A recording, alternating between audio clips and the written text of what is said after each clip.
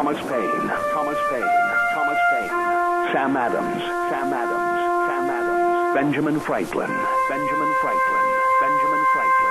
These men spoke up for what they thought was right. From their courage came such documents as the Declaration of Independence and the Constitution of the United States. From their willingness to speak what was sometimes unpopular but right, we enjoy such liberties as freedom of speech, the right to keep and bear arms, and freedom of religion.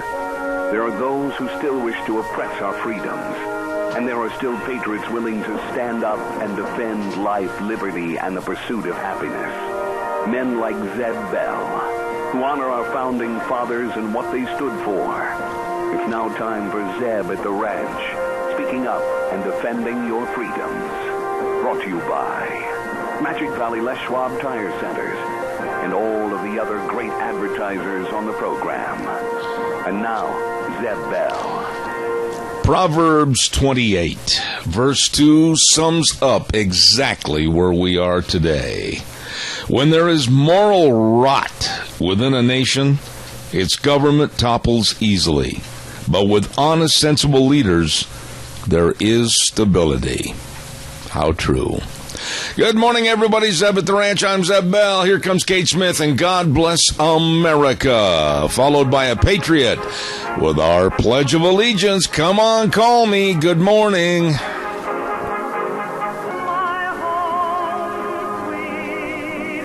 Well, thank you very much, Kate Smith, and God bless America. Good morning to you, Zeb at the Ranch. I'm Zeb Bell with our major sponsor, your Magic Valley Les Schwab Tire Centers, all 7 locations serving you, and along with some of our great advertisers like Western Waste Services, always at your disposal. Get on the route service 734-6969. Now, to start the week off correctly, we must have our Pledge of Allegiance. Good morning. Good morning, sir. You are the man, huh? Yes, sir. All right, go ahead. All righty. I pledge allegiance to the flag of the United States of America and to the republic for which it stands, one nation, under God, indivisible, with liberty and justice for all. Attaboy, Wheels, good job. Thank you very much. And right now, let's get our weather forecast in here. I think I know what Gina's going to say. Rain and cold, but let's take a listen in just a moment after we tell you about Genie Flooring and Home Design at 1228 Oakley Avenue in Burley. The number to call 678-6945, and look for the blue door. Oh my goodness sakes, they've got everything over there for you. Carpet, flooring, kitchen construction, home decor, whatever you need to make your house a home. I'm telling you, stop in and check out all the flooring, whether it's tile, wood, or carpet. They've got it all. A variety of colors, everything for you at Genie Flooring and Home Design. 1228 Oakley Avenue in Burley. Here's Gina with the weather. Looks like rain showers are on tap for the day as we kick off the work week. Plus, it's going to be a little bit on the windy side. Out of the west, right around 18 miles an hour. 80% chance of rain showers and a high of 46 is what we're expecting for today. Tonight, low of 37. Tomorrow, morning clouds, afternoon sunshine. Winds out of the west, right around 17 miles an hour. Expecting a high of 58. Overnight low of 38. Partly cloudy, breezy, and 60 for Wednesday. And partly cloudy and 63 for Thursday. As we look ahead towards the weekend, still going to be in the mid-60s. Yesterday's high was 58 and the overnight low was 42. That is your weather for Zeb at the Ranch. I appreciate it, Gina. Thank you very much. Brought to you every morning when we sign on at Genie Flooring and Home Design, 1228 Oakley Avenue in Burley. Look for the blue door. Really, really nice people. Well, we're in the heart of political season for the primaries, and I want to remind you that Roger Morley is running for re-election for District 3 Jerome County Commissioner. He has served as County Commissioner in Jerome already for 2 terms, and believe me, he wants to have the job back. He has the experience needed to make a great County Commissioner for Jerome and District 3, and he knows what's best, and he wants to help you. Paid for by Morley for Commissioner, Lorraine Morley Treasurer. Also, don't forget, forget, yes, that you need to go vote on May 17th. No excuses. I want my audience to get out and vote. May 17th is primary election day. On behalf of Senator Kelly Anthem, Representative Fred Wood, and the Speaker of the House, Scott Bedke, go vote on May 17th. This is America. You shouldn't have to be asked or told to go vote. Just go do it. It's your responsibility. And take your picture ID for identification. Be proud of who you are when you vote. Paid for by Senator Kelly Anthem, Representative Fred Wood, and Speaker of the House, Scott Bedke. Good morning, everybody. And speaking of things political, excuse me on that sore throat this morning. Seems like when the weather starts raining, I get that throat back. The Minidoka County Republican Meet the Candidates Night is going to be on Thursday, May 5th, next week at the Wilson Theater. And the meet and greet starts at 6 p.m. and the forum starts at 7. And I got that note from a lovely lady, Elaine Stevenson. Good morning to Bert and Elaine. Hey, you know what? Last week I stopped in to Daryl's Clean. I didn't. Deanne did. She did it for me, and I really appreciate all of her help. Daryl's Cleaners, 1223 Albion Avenue in Burley. We took in all the Rumply Crumplies, and there was a bag full of them, let me tell you. And the interesting thing, and I've said this every time, is when we go back there to get the clothes, they work magic. They work wonders. And I tell you what, a lot of times, and Deanne can tell you, I've looked at some of my shirts and said, whoa, wait a minute, I don't remember this shirt. It looks too nice. Well, that's exactly what will happen to your clothes. Stop in and see them today. Daryl's Cleaners, 1223 Albion Avenue in Burley. Absolutely the best. And speaking of the best, too, and they're looking for new people to work for them, too. Don't forget that. SafeLink Internet. SafeLink Internet, 677-8000. I had a note here the other day that they were looking, there's some employment opportunities there. Great people, and they're growing so big, and the fast service, reliable service, SafeLink Internet. You call them today at 677-8000. 677-8000, SafeLink Internet. We've been with that program for a long time. Absolutely doing a great job. I want to remind you the Relay for Life is coming up on June 18th at the Burley High School football field. And May the Cure be with you is the theme for this year. And we're going to be really highlighting a lot more information as the days go along for the Relay for Life for Minnecasia. And it's going to be June 18th at the Burley High School football field. Don't forget, in just a moment, I'm going to tell you a story about how here in America,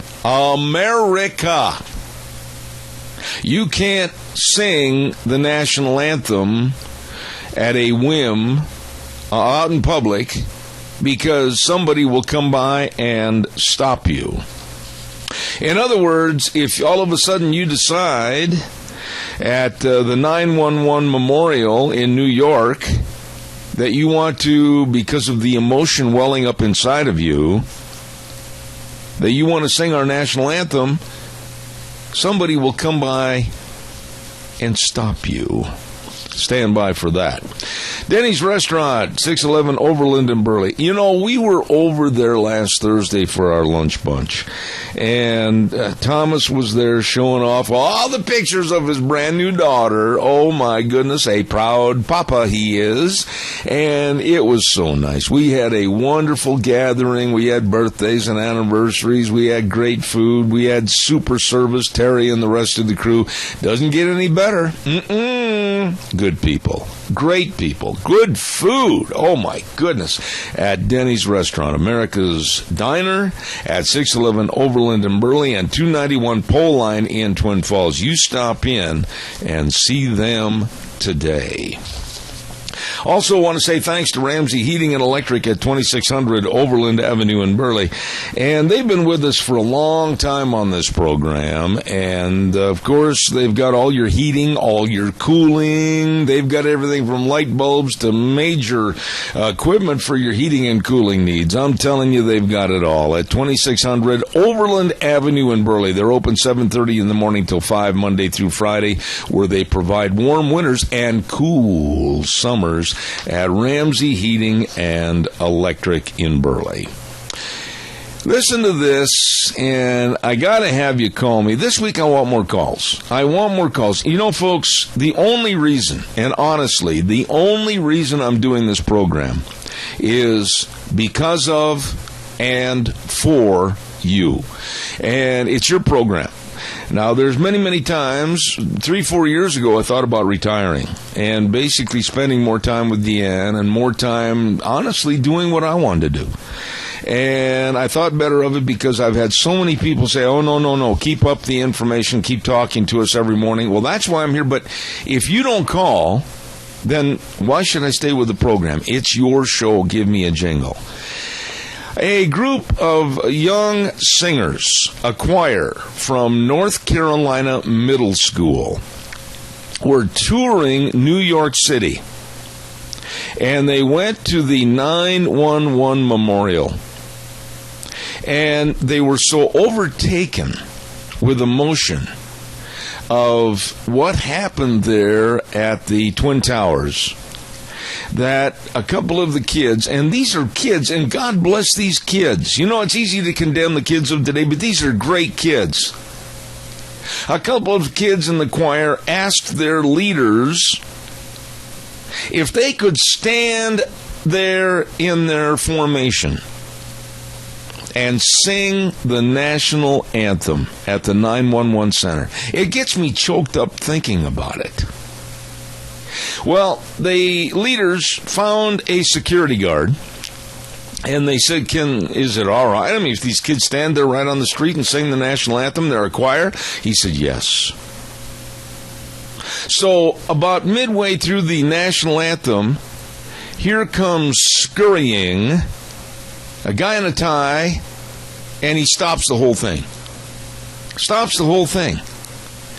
And they were told by security guards to cease and desist singing our national anthem.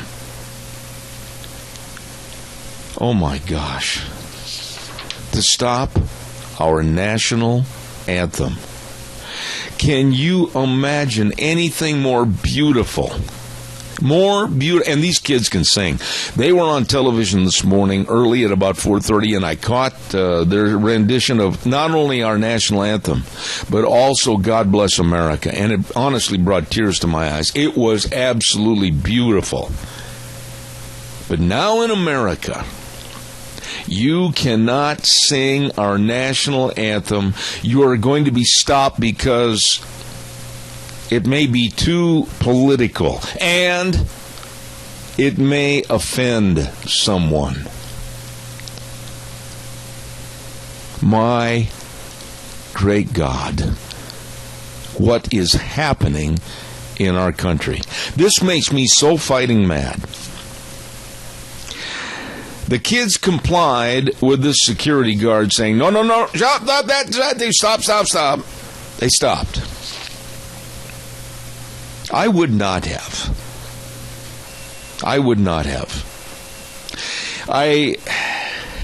I'm sorry, but I guess I'm just pugnacious enough, and my attitude is such that when I see nothing wrong with singing our national anthem right on the street where thousands died because of terrorism to us in our country.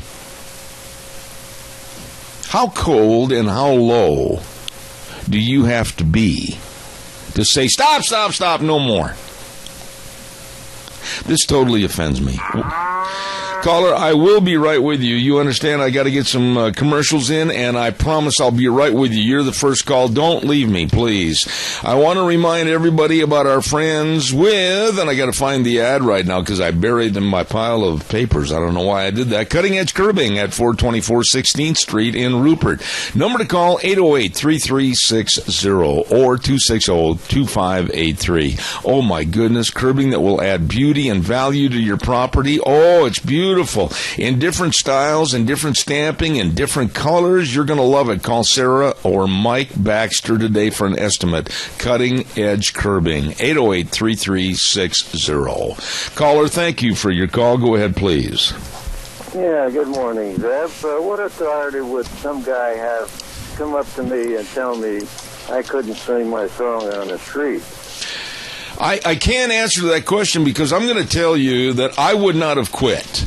Now, the teachers and the respective leaders that were there with the choir, they said, well, he evidently has the authority to say no, and so they shut the kids up and they stopped them. But you know something? That is almost like telling these kids they were doing something wrong.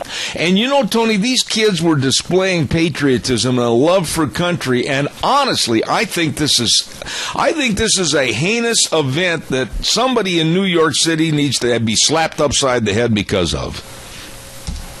Well, I think it's all a matter of fear. If people say if they open their mouth, they're going to end up with a lawsuit and all this kind of garbage.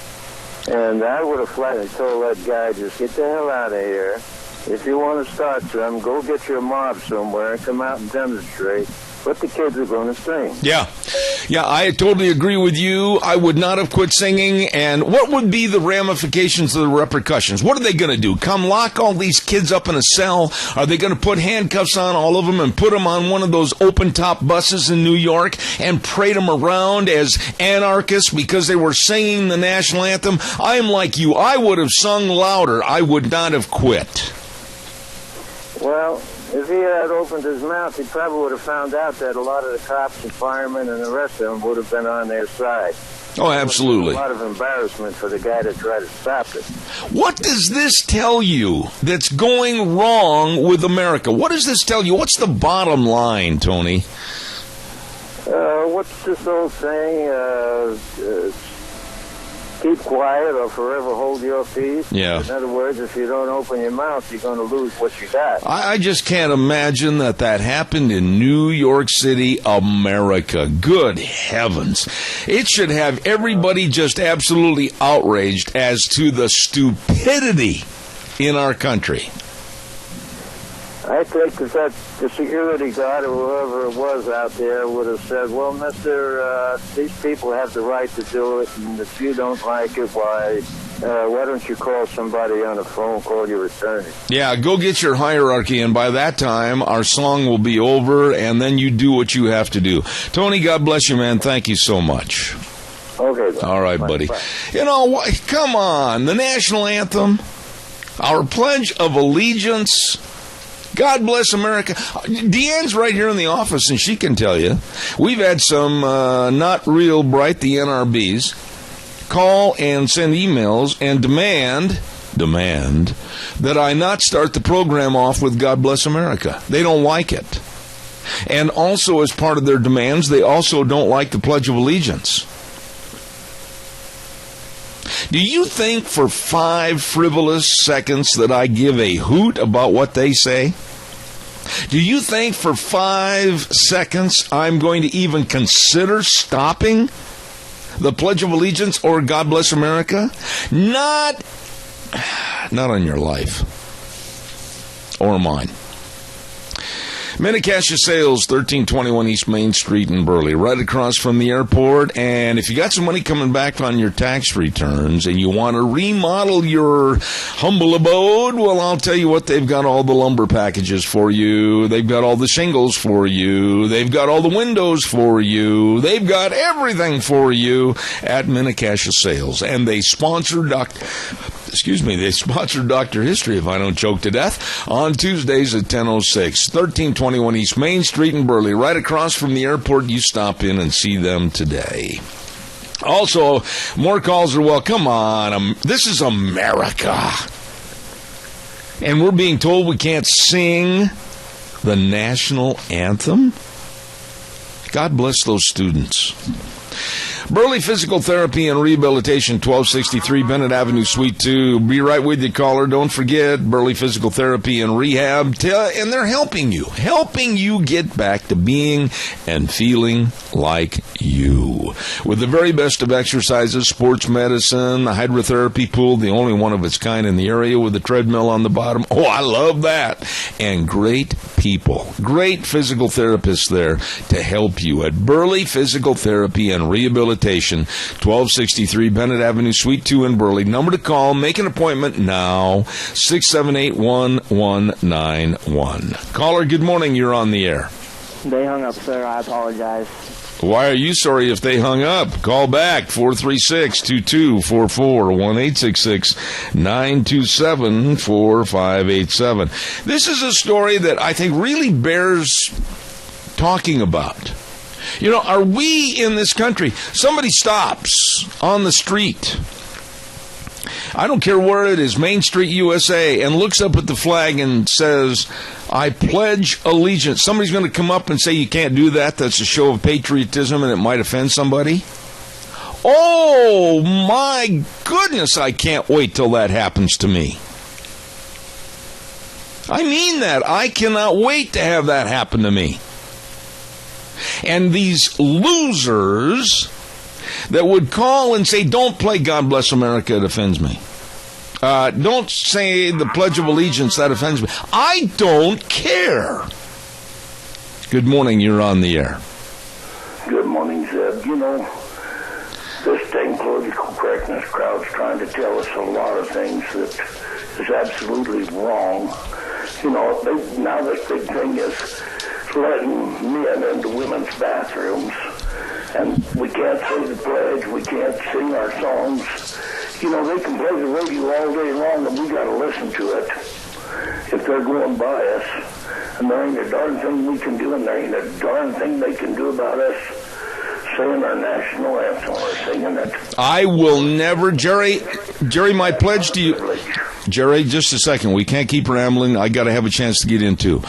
I will never on this program, and I promise you, I will never stop being patriotic. I will never stop mentioning God or Jesus as my Savior. I will never stop criticizing those that want to change our Constitution and throw it to the ground and step on it. I will never stop. I'm going to have the plug pulled on me first before I stop. And this kind of a story, with kids that were trying to do just something really nice, this infuriates me. Everybody in my audience should be mad about this.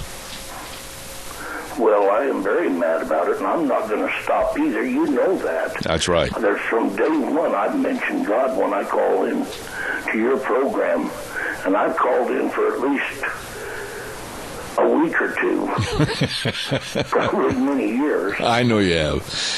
And I've said, mention God every single time. I never will quit doing that. And I don't want you to. Praise the Lord. I love the Lord. I love my country. I don't want you to quit what you're doing. Never weaken. Never take anybody's threats. Look them in the eye, spit in their eye, and keep on doing the right thing, Jerry. I plan on doing that till the last breath I have. God bless you, my friend. You have a wonderful day. And may the Lord bless. He has. Thank you. With good friends like you, I appreciate that. I'm not going to weaken. You know, Jerry mentioned what's going on at Target, and I'm just going to come out. I don't care if somebody's offended by this. What's right is right, and right is right, wrong is wrong. And we're looking at a wrong situation. Target stores, and I don't care if you shop there anymore or if you want to boycott them. I personally will not go in there. It's a story I was going to come up with later, but I'm going to just go ahead and say that there are 500,000 at least that have just signed a petition to boycott Target stores. Why? The reason is because Target came out with this idiotic, insane statement that customers can use any bathroom they want to. That's total insanity. Caller, I'm going to ask your indulgence to stay with me just for a minute. I've got to get these quick words in, and I'll be right with you. I'm running a little bit late, so stand by. Don't forget our dear friend, Minidoka County Sheriff Eric Snar, running for re-election. A working sheriff out in the field doing any job necessary to get the job done and protect you. His pledge to you is making your community safer, and he appreciates your votes, and he is promising to do his best for you every single day in office. Minidoka County Sheriff Eric Snar, running for re-election, paid for by the re-elect Eric Snar, Jason Gibbons' secretary. Also, real quick, and again, caller, I got to ask you to stay with me. No, I don't either. I'm just going to come to you real quick. Go ahead. You're on the air. Yes, Zeb, I have 6 daughters and 9 granddaughters, and I have 5 sons, and they're all men. And when we have talked about what might occur, if they see somebody going in there with my daughter-in-laws or my granddaughters, my son says, what might happen to this guy may not be pretty. And you see, something's going to happen someday, because if I see it happening, by God, I am going to raise hell to the point where I might end up in jail. And you see, it's just not going to happen around me. And I tell you what, it's such a travesty, you just want to scream. So, yesterday I was sitting in the parking lot, aimed up at Target, getting ready to go eat breakfast with my wife, and I says, Google the number for Target. So I did, and I called her, and I says, what is the status with this? And she started to give me this pat answer. And I said, so seriously, when you go home, ma'am, do you really believe that that's right? She says, I can't say anything about it, sir. You have to call corporate. So I did. And that number for Target Corporation, 800-440-0680.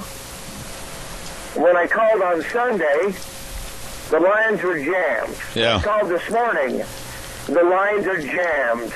And hopefully this is having some repercussion towards Target. Well, let me interrupt you, Randy, because you know as well as anybody, because you've been on this program many times, I'm running late on a lot of commercials, and we do have a lot. And I just want to say this and give me a short answer in response.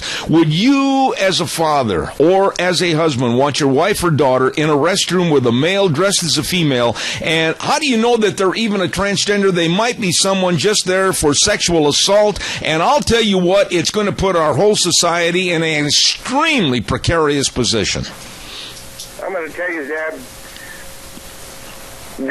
I tell you what, I don't know, but there would be a scene. I'll tell you that. Oh, my. And my daughters, and my wife, and my daughters-in-law, they would raise hell, too. Absolutely. And the establishment would have to do something. If this is going to come to a head, Zeb, and I believe that in the end that the common people are going to win this one. It has to. We have to. I mean, my goodness, our whole society, morality, and virtues are at stake, for heaven's sakes. Randy, I got to get a break in. Thank you, man. Thank you. God bless you. Appreciate it. Don't forget Mount Harrison Audiology and Hearing Aids with the lovely Dr. Christine Pickup. Oh, I do appreciate her and what she has done for me, and she can do for you. She also, boy, that hearing screening test is very important. Please call her today and get scheduled if you're having any diminishment in hearing whatsoever. 312-0957. That number again, 312-0957. Right across from the Minidoka Hospital Emergency Room, Mount Harrison Audiology and Hearing Aid. I urge you to call them today. I've got to give away a half dozen cinnamon rolls, and I'm going to ask an easy question today for Sophie's Chatterbox, 530 East Street in Rupert. The first person that answers this question will receive a half dozen delicious cinnamon rolls from Sophie's. All you have to do is answer this one. Give me the real name of Babe Ruth. The real name of baseball slugger Babe Ruth. What was his real name? And you will win a half dozen delicious cinnamon rolls from Sophie's Chatterbox Bakery and Restaurant. And the number to call right now, 436-2244 for first-time winners. First-time winners. What was the real name of Babe Ruth? Give us a call right now, please. I'm in a hurry this morning, so I need you to call. Caller, you're on the air. Go ahead. And the dial tone is not going to be a winner. So somebody else call in. 436-2244, 1-866-927-4587. Caller, good morning. What's your name? This is Bill Morrison. Bill Morrison, have you ever won before? No. Okay, well then what's the answer? Bill, what's the answer? Hey, Herman Babe Ruth. What was that again? Herman, Babe Ruth? That's part of it, but that's not all of it. Thank you for your call. I appreciate it. Thank you. I want the full name of Babe Ruth. Babe Ruth. What was his real full name? Give me a call, 436-2244, 1-866-927-4587. Hurry, give me a call real fast. The full name, it's easy. You've heard it 1,000 times, I'm sure. The real name of Babe Ruth. What was it? Give me a call real quick. While I'm waiting for your call, I want to remind you about Berry Equipment and Rental. They have the equipment to get the job done right. Caller, I'll be right there. Berry Equipment and Rental with locations on South Lincoln and Jerome, Addison Avenue West in Twin Falls, and 159 West Highway 30 in Burley. All the Doosan loaders, all the Bobcat equipment, and they've got those Coyote tractors. 0% interest for 60 months. They are something else. Stop in today. Lease or buy, they've got the equipment for you at Berry Equipment and Rental, Jerome, Twin Falls, and 159 West Highway 30 in Burley. Caller, you're on the air. Go ahead. George Herman Ruth. Who is this? Bob Martin. Bob, have you ever won the cinnamon rolls before?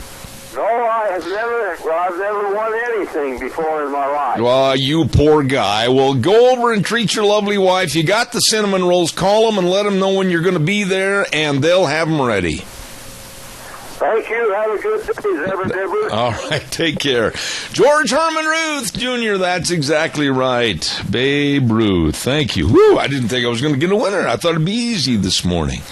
Calls are welcome, 436-2244, 1-866-927-4587. Also want to remind you again that we've got a lot of politicals running for office, and we want to say thank you to each and every one of them for all their efforts as they try to gain office, including Tim Darrington, Cassia County Commissioner, District 3, lifelong resident of Cassia County, farmer, rancher, steward of the land. And he wants to provide good roads, safe environment, and a great quality of life to the citizens of the Cassia area.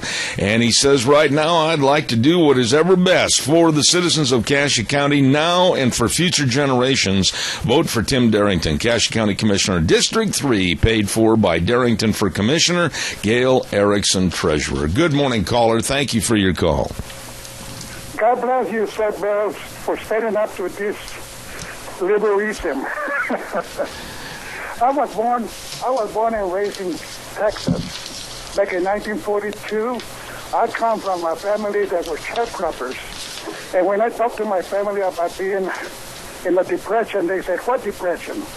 The farmers were really looking after them because they were hard workers.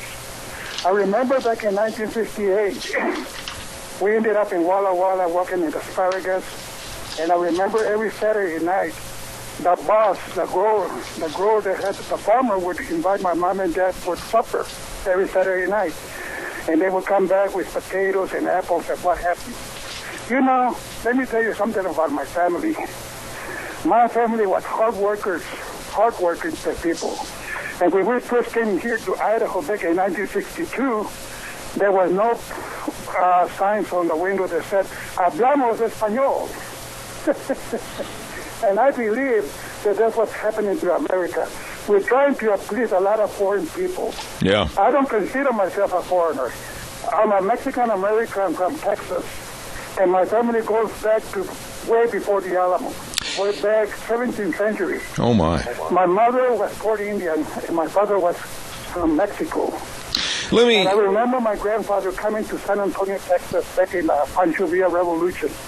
And the government gave him the citizenship if he would start building those Fort bases, Fort Lackland. I have a rich history, said Bill. Yes, you do. I have to get close to you and tell you what I am about. I would love to have you visit with me sometime off the air. If we could get together, Mary, maybe have a cup of coffee or whatever. But real quick, I want you to give me a short answer on this because I am limited on time this morning. What are your thoughts as a red, white, and blue American when you hear stories about how a choir of elementary school kids is told not to sing the national anthem because it might offend somebody? What are your thoughts on that? Well, no matter how hard my life was, I always had a lot of respect for this country. And I went through a lot of bigotry and a lot of racism in my life. But I still consider that we had a lot of white people that were on our side. And as a matter of fact, I'm married to a white woman now. Well, good for you. That's an indication of how evolved. We all can change, Sethel. We all can change. But we all can change for the better if we really desire it. With the help of God and our fellow men, we can do a lot better than what we've been doing.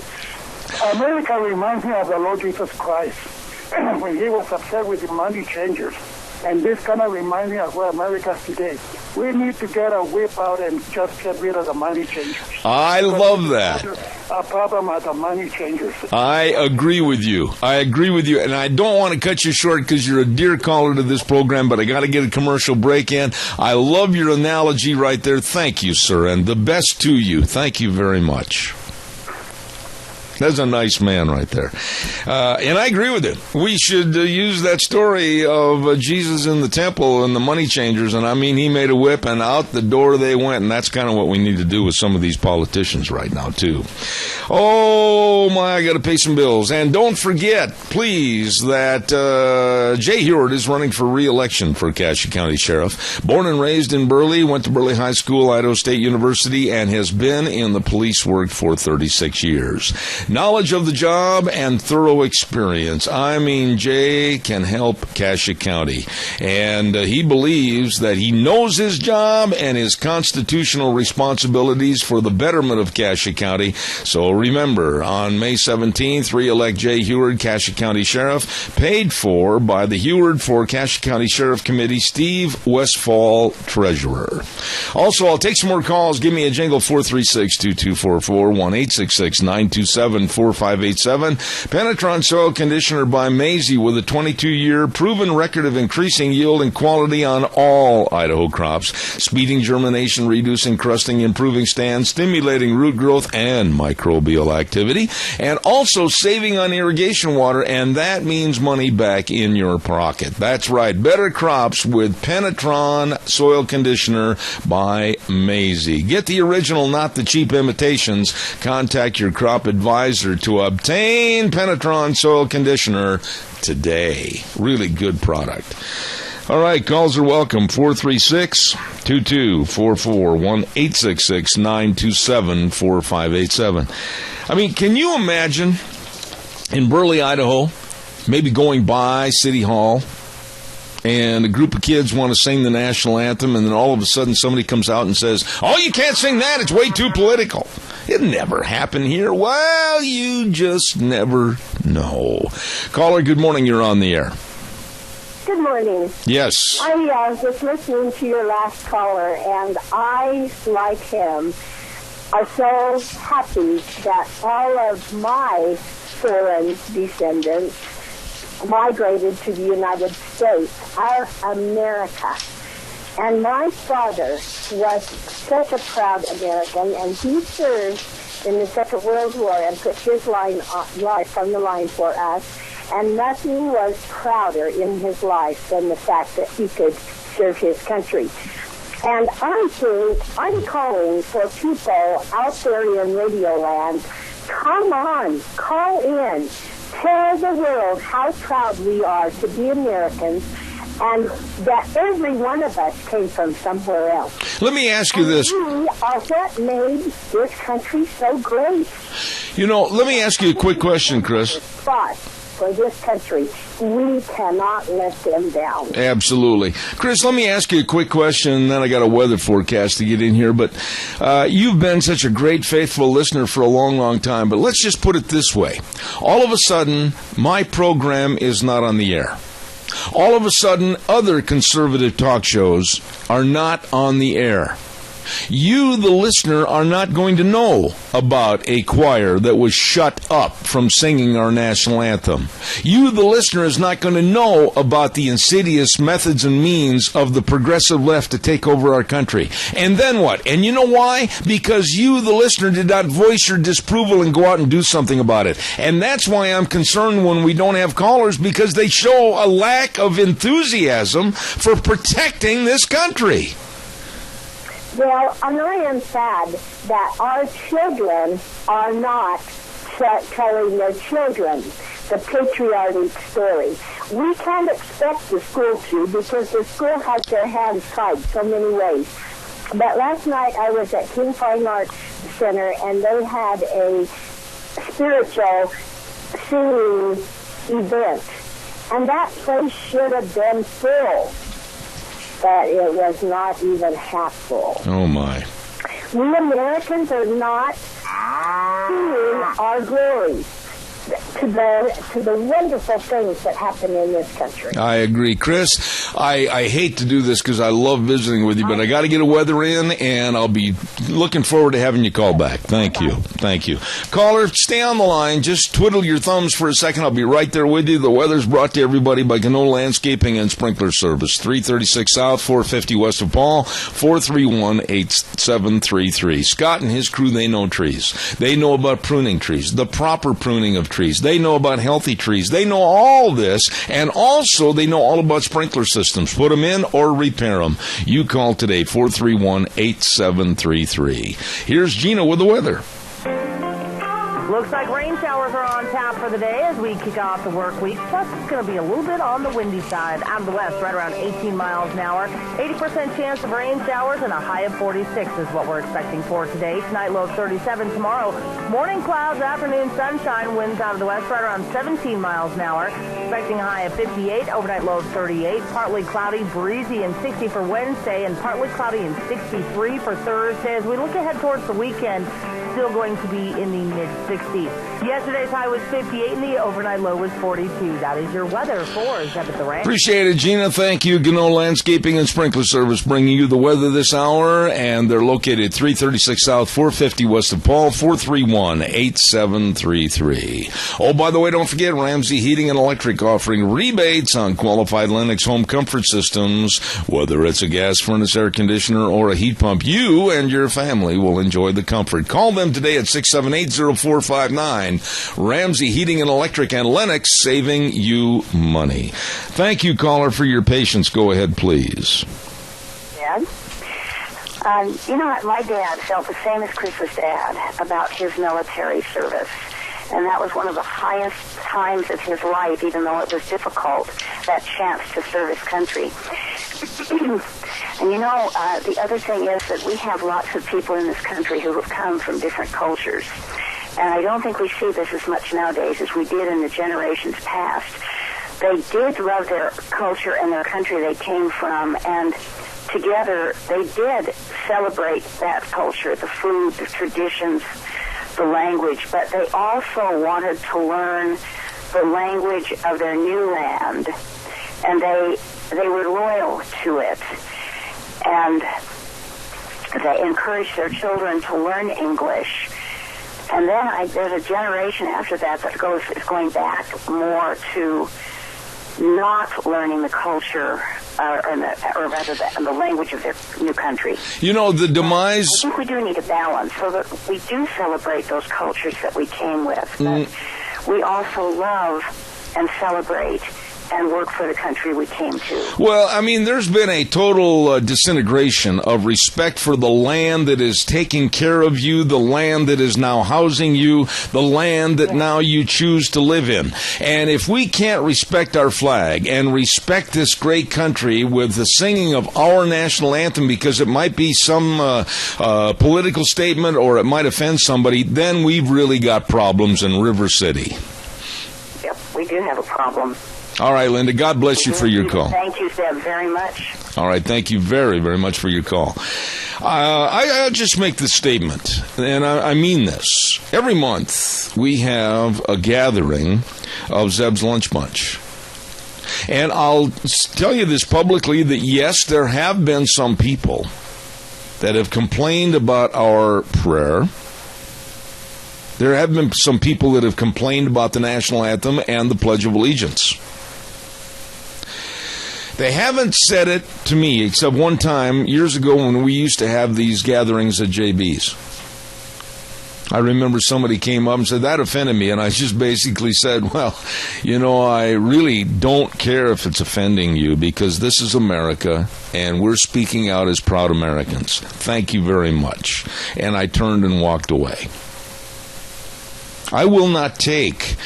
I'm going to send a letter to this school, this Carolina Middle School, and I've got the address, everything. It's in Asheville, North Carolina, I believe. And I'm going to send them kudos for acting like responsible young adults and trying to show their patriotism when a liberal loon shut them down. And that's what these people are, liberal loons. Calls are welcome, 436-2244, 1-866-927-4587. You know, and it all boils down to this. There is a segment of our society that is growing like a cancer. Oh, you can't do that. Why, you might offend somebody. Oh, no, don't raise that flag. Why, my goodness, somebody might think that, why, we can't do that. They came here from some other country. Why, we can't show pride in our country. How disgustingly stupid we have become. Hats off to Simplicity. Women's Seminar and Expo is going to be April 28th. Oh, my goodness sakes, that's coming up this Thursday at the Best Western Burley Inn. Lunch served at 11:30 to 1:30. They're going to have all kinds of different displays and booths and great speakers for this. Hats off to Simplicity. Gals, this is for you. Don't miss it. Sponsored by Minnecasia Chamber of Commerce, Idaho Housing and Finance Association, Elite Restoration, Intermountain Cassia Regional Medical Center, Mount Harrison Audiology and Hearing Aids, and Title I Corporation. Give me a call, 436-2244, 1-866-927-4587. You know, I want to salute the kids when they do something right. We always are so critical and negative about the kids of today, and yes, I am guilty. But in a story like this, where these youngsters were standing there as a choir and the emotions of 911 and our patriotism and our flag and everything got to them, and they asked if they could sing the national anthem right there. Wow, I get choked up just thinking about it. God bless those kids. And would I have stopped the choir if I were their leader? No. I probably would have urged them to sing louder. And again, I go back and say, what was going to happen to him? What was going to happen to him? Was Mayor Bill de Blasio and his Gestapo, were they going to take these kids and throw them in a jail cell? Were they going to handcuff every one of them? Were they going to clean the streets and purge these American patriots? My goodness. No, I doubt anything. I would not have stopped singing. Calls are welcome, 436-2244, 1-866-927-4587. All 7 locations of your Magic Valley Les Schwab Tire Centers are waiting right this very minute to serve you. And boy, when you drive in there, I mean, they come in a high-low, boy. They're ready to serve you with all the tires for your pickups, your cars, your SUVs, many of which are on sale. And all of a sudden, I got a long-distance call coming in on my cell phone. I have no idea. I've never heard of that area code. Don't forget 7 locations with the best in tires and very convenient credit for you. And with those tires on sale, many, many tires on sale, boy, can you have some safe driving this spring and summer. Like the Ultra Z900, all-season design tire with up to 80,000-mile warranty depending on your driving conditions. Oh, my goodness. And the custom wheels, the brake service, the front-end alignments, shocks and struts, they're just the best. They are the best. Lane and Rupert, Dave on Blue Lakes and Twin, Mike and Buell, Mike and Jerome, the Twist family and Paul, Daniel on Poline and Twin Falls, Randy on Overland and Burley. I need not say any more. The best. Your Magic Valley Les Schwab Tire Centers. Well, I'll tell you what, I had some other stories I wanted to talk about. Especially, I wanted to highlight a little bit more about global warming or the lack of. Caller, I've got a minute. Go ahead, please. Good morning, Zeb. You know, this deal of shutting down these kids, Oh, my goodness. I can't imagine something like that. One person doing this, is that correct? Well, one security guard thought it was best. I'm sure there was a combination of some of the minds all of a sudden that said, hey, you go shut this thing down. And the bad part of this is, Keith, they had asked another security guard if they could do it. He said, yeah, go ahead. But then all of a sudden, I guess the head security guard or whomever came over and said, shut it down, stop, too political, can't have it. That's ridiculous. I know, it's a terrible thing, and I just heard on your radio station, I say your radio station, but it is K-Bar, the Trinity Memorial Hospital is no longer accepting Blue Cross Blue Shield. You've got to go somewhere else. Yeah, I'm not going to switch gears right now, Keith, and I'm going to say this. I respect your bringing it up, and I know it's a really bad, serious situation. Big story in the paper about it yesterday, and right now I've got about a minute left before I go to the news, and I haven't got time. I'll do more follow-up on that in the next couple of days. Thank you. Thank you. All right. Bye-bye. God bless you, man. Real quick, caller, 10 seconds, and then I got to get going.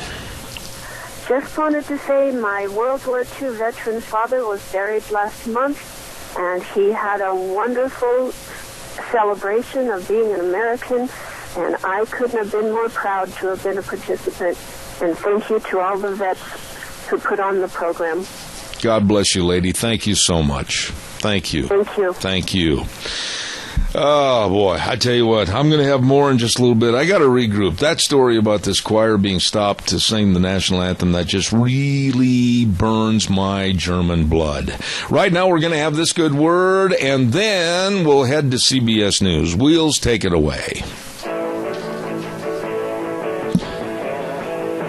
Oh my, welcome back. Hour number 2. Zeb at the Ranch. I'm Zeb Bell with our major sponsor, your Magic Valley Les Schwab Tire Centers, all 7 locations. Really, really good folks serving you.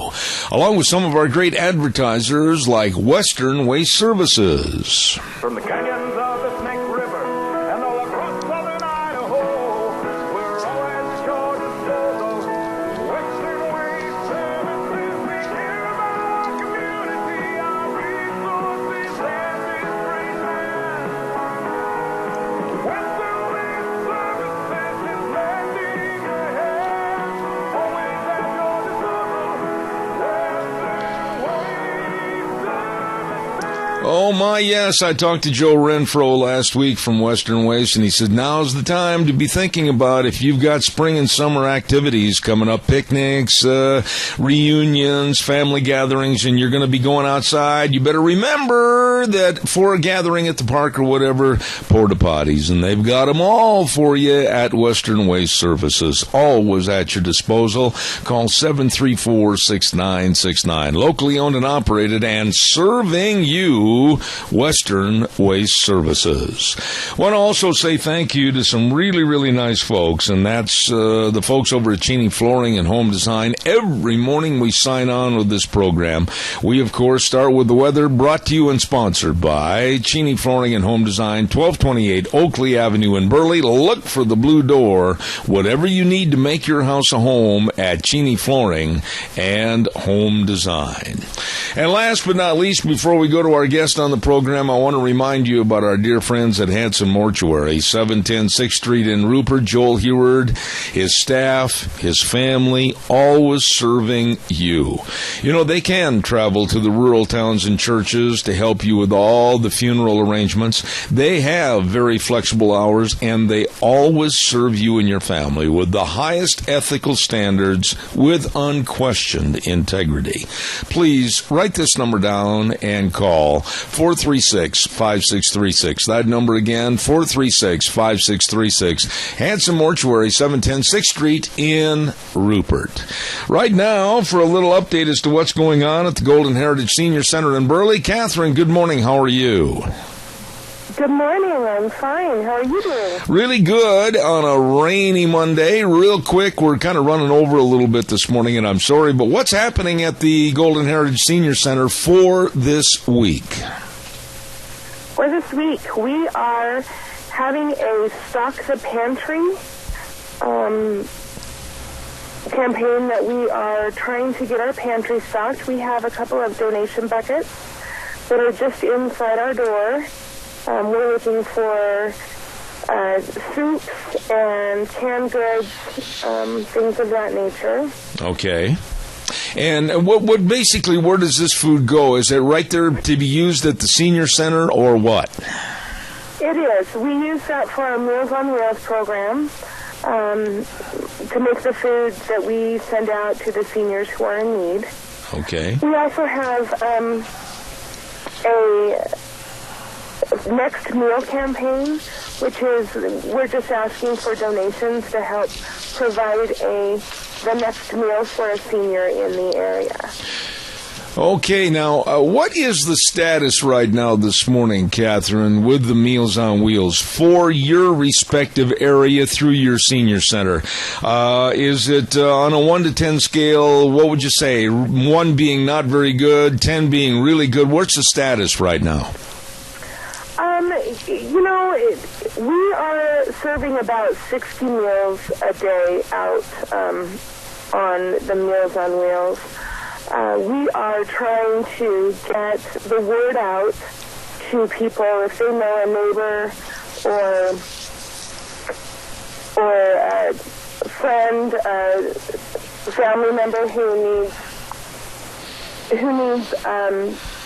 to be on Meals on Wheels, that they can contact our office at 878-8646, and then that, would be able to get them on the Meals on Wheels, try to get them qualified through the Office on Aging or the other various ways. And we want to make sure that we get everyone, and it doesn't even need to be just in Burley. If someone's in Oakley or Mota or Albion, we're looking to feed anyone who is in need. Okay. Now, are there any special events coming up or looming on the horizon quickly, like any more new information about breakfast coming up, anything like that? Our community breakfast is on the 3rd Saturday of every month. Okay. So we will be having our next one here on the 3rd Saturday of May, which I believe is around the 16th. Okay, and what time do they start on those Saturdays? 8 a.m. to 10 a.m. Okay. And the proceed goes to help not only the senior center, but also, again, the Meals on Wheels? The Meals on Wheels. Okay. That is the crux of our program, and so every dollar that comes in goes to support the Meals on Wheels program.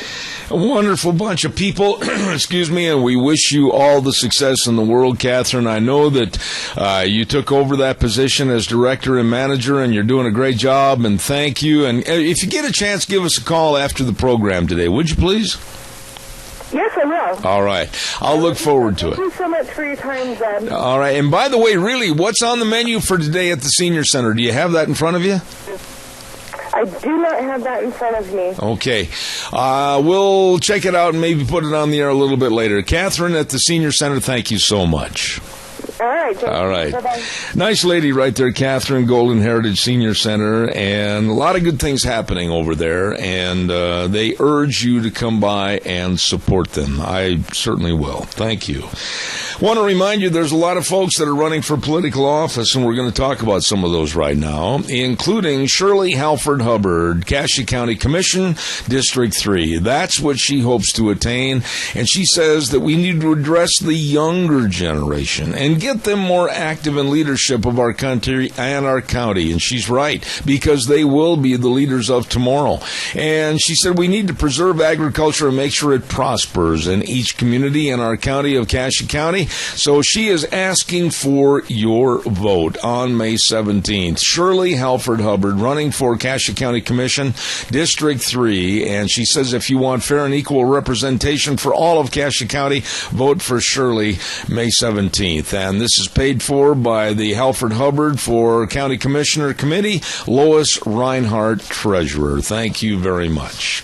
Also, want to remind you, too, about, let's see, I've got to turn the page. Scott Yates running for Cassia County Sheriff. He's not part of the establishment, and he says that he wants to serve you and represent all the residents of Cassia County. Scott Yates is a taxpayer and an employer, and he wants everyone to be productive, and he has different equation of equality. Less crimes, less people in jail equals a more productive community.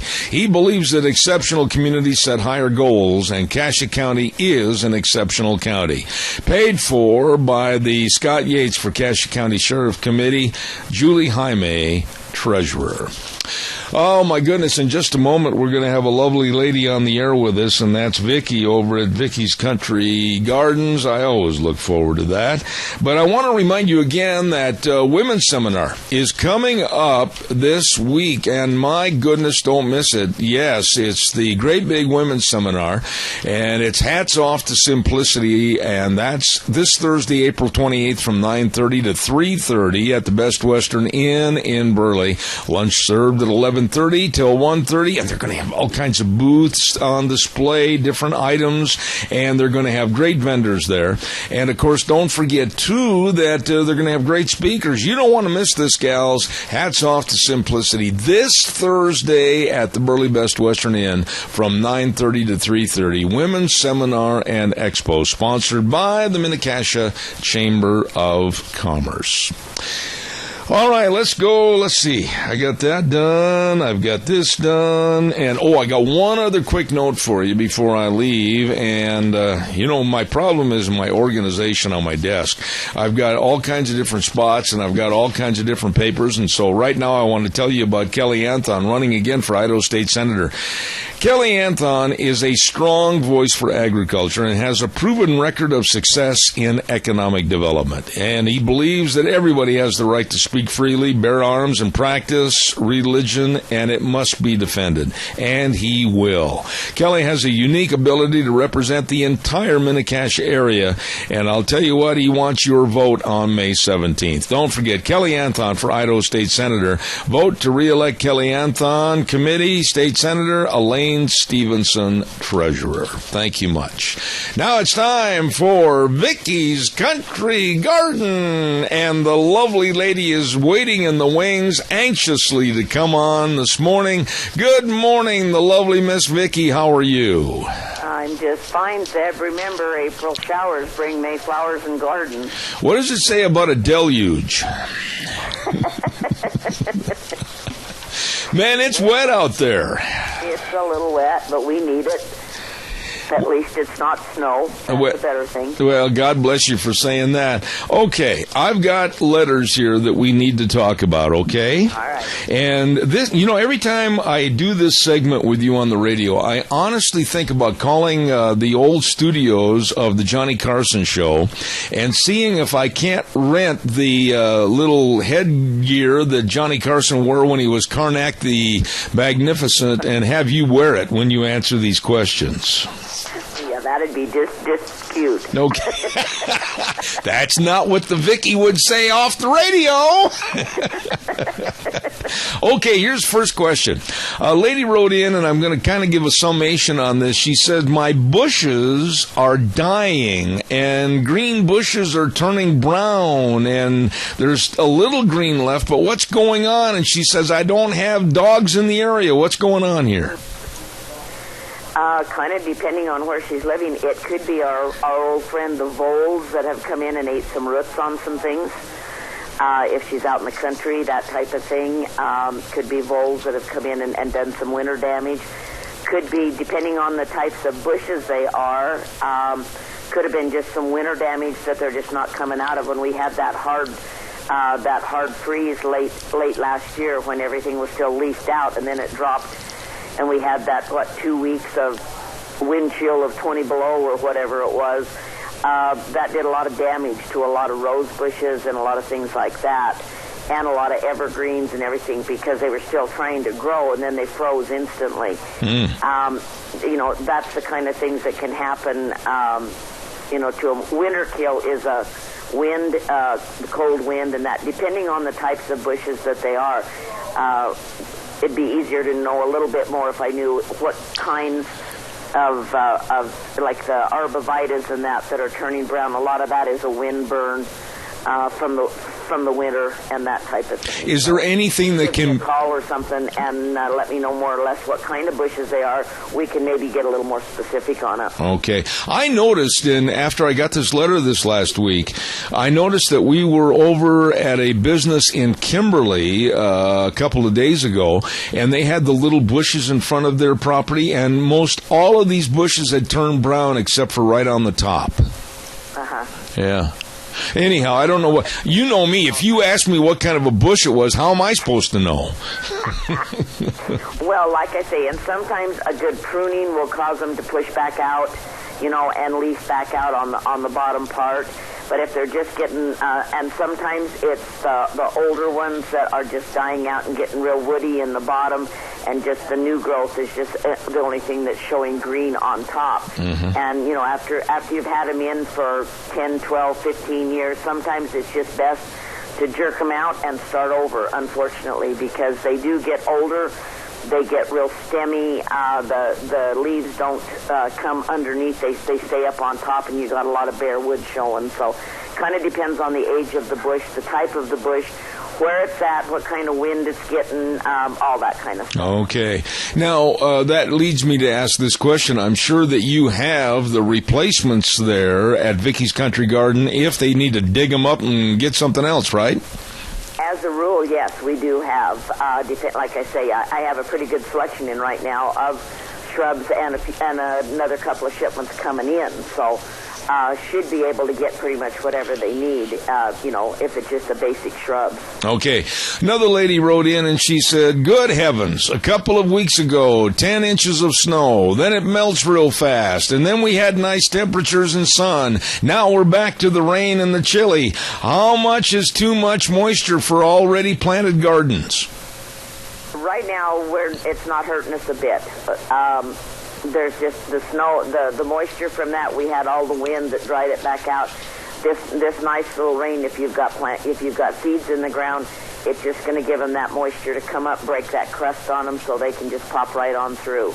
At this point in time, it's just a real help because you don't have to irrigate. Just be careful with your irrigation. Let Mother Nature irrigate for you sometimes.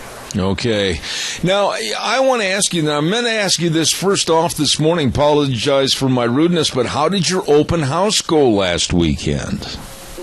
With the rain and the wind, that was probably the most miserable day we've had in a long time, but we still had a lot of people in. It was great. I appreciate everybody coming out and visiting with us in the rain. We did. We had a good day. It was I'm sure if we'd had a lot of sunshine, there'd have been a lot more people that would have braved it, but we had some good, brave souls that came out and saw us anyway. And I mentioned last week on my program with you that about that fungus or whatever it is on the lawn. Well, sure enough, here we had a letter come in, and they said, we too are having the same problem that Zeb is having on his lawn. We've noticed some really off-colored green, not good-looking grass growing in the middle of our yard. What can we do? So maybe it's a lot more people than just me. Well, if it's fairy ring, which we was talking about, that is a fungus, and it will come back up, and it will be spotty in your yards. But it usually basically starts out as a kind of a small circle and builds itself into a big circle. If you're out in the country and you've got orchard grass or some of that kind of stuff growing into it, then that's an issue of Roundup, killing the grass and starting, and digging that old grass out and putting new down. But if it's just now starting and it's basically lawn grass that is turning a really funny shade of green, then I would get a fungicide on it right early. Okay. Do it about once a month all summer long. Now, what about these fungicides and other things? I mean, have you got all that over there? Oh, sure. We've got the Consan that we carry is the actual fungicide that is listed for fairy ring in lawns. Okay. And one that will work. all right, now another question that came in is, why don't you talk a little bit on the program about yard decor and transforming our lawn into something different? Do you handle that, Miss Vicki? Well, when they say transforming their lawn into something different, if they're wanting to take some lawn out and put in flower beds and put some design and things like that in, yes, we can help with that. We can kind of bring up a design for you, kind of take a look at it, bring in some pictures, or I can come out, one or the other.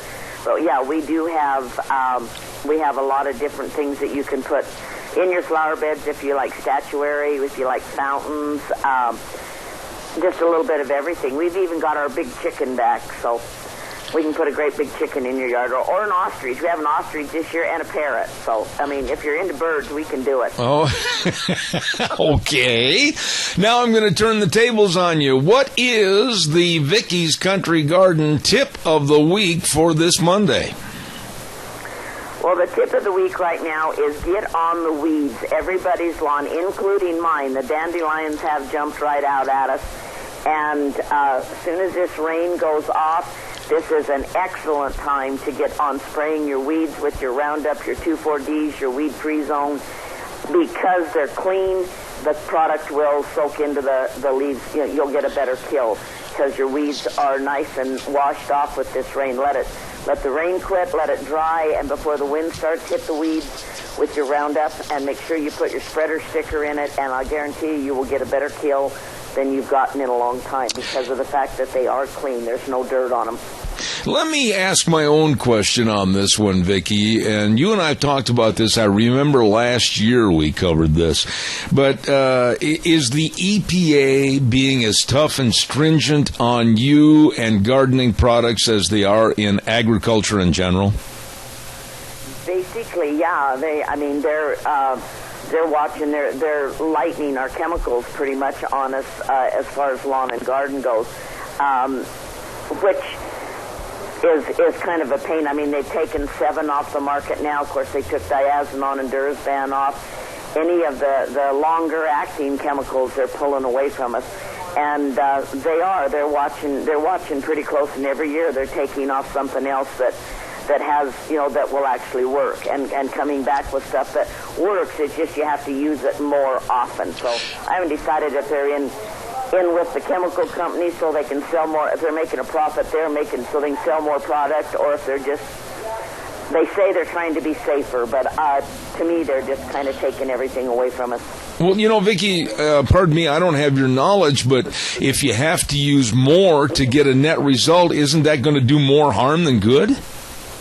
Well, see, but the pesticides that are out there right now they almost act like they're trying to push us into as in lawn and garden, into almost an organic situation, to where there's no danger. None of the chemical companies want to have any chance of being sued, I guess, because of somebody being stupid and using the chemical wrong. But there's been too many things that have been used for different things, for bombs and everything, and so they start taking all that kind of stuff away from us. It must be frustrating, like in your business, agriculture in general, and quite frankly, the world in general. It seems like the liberal wannabes and the takeaways, they're winning, and we've got to stand up to them.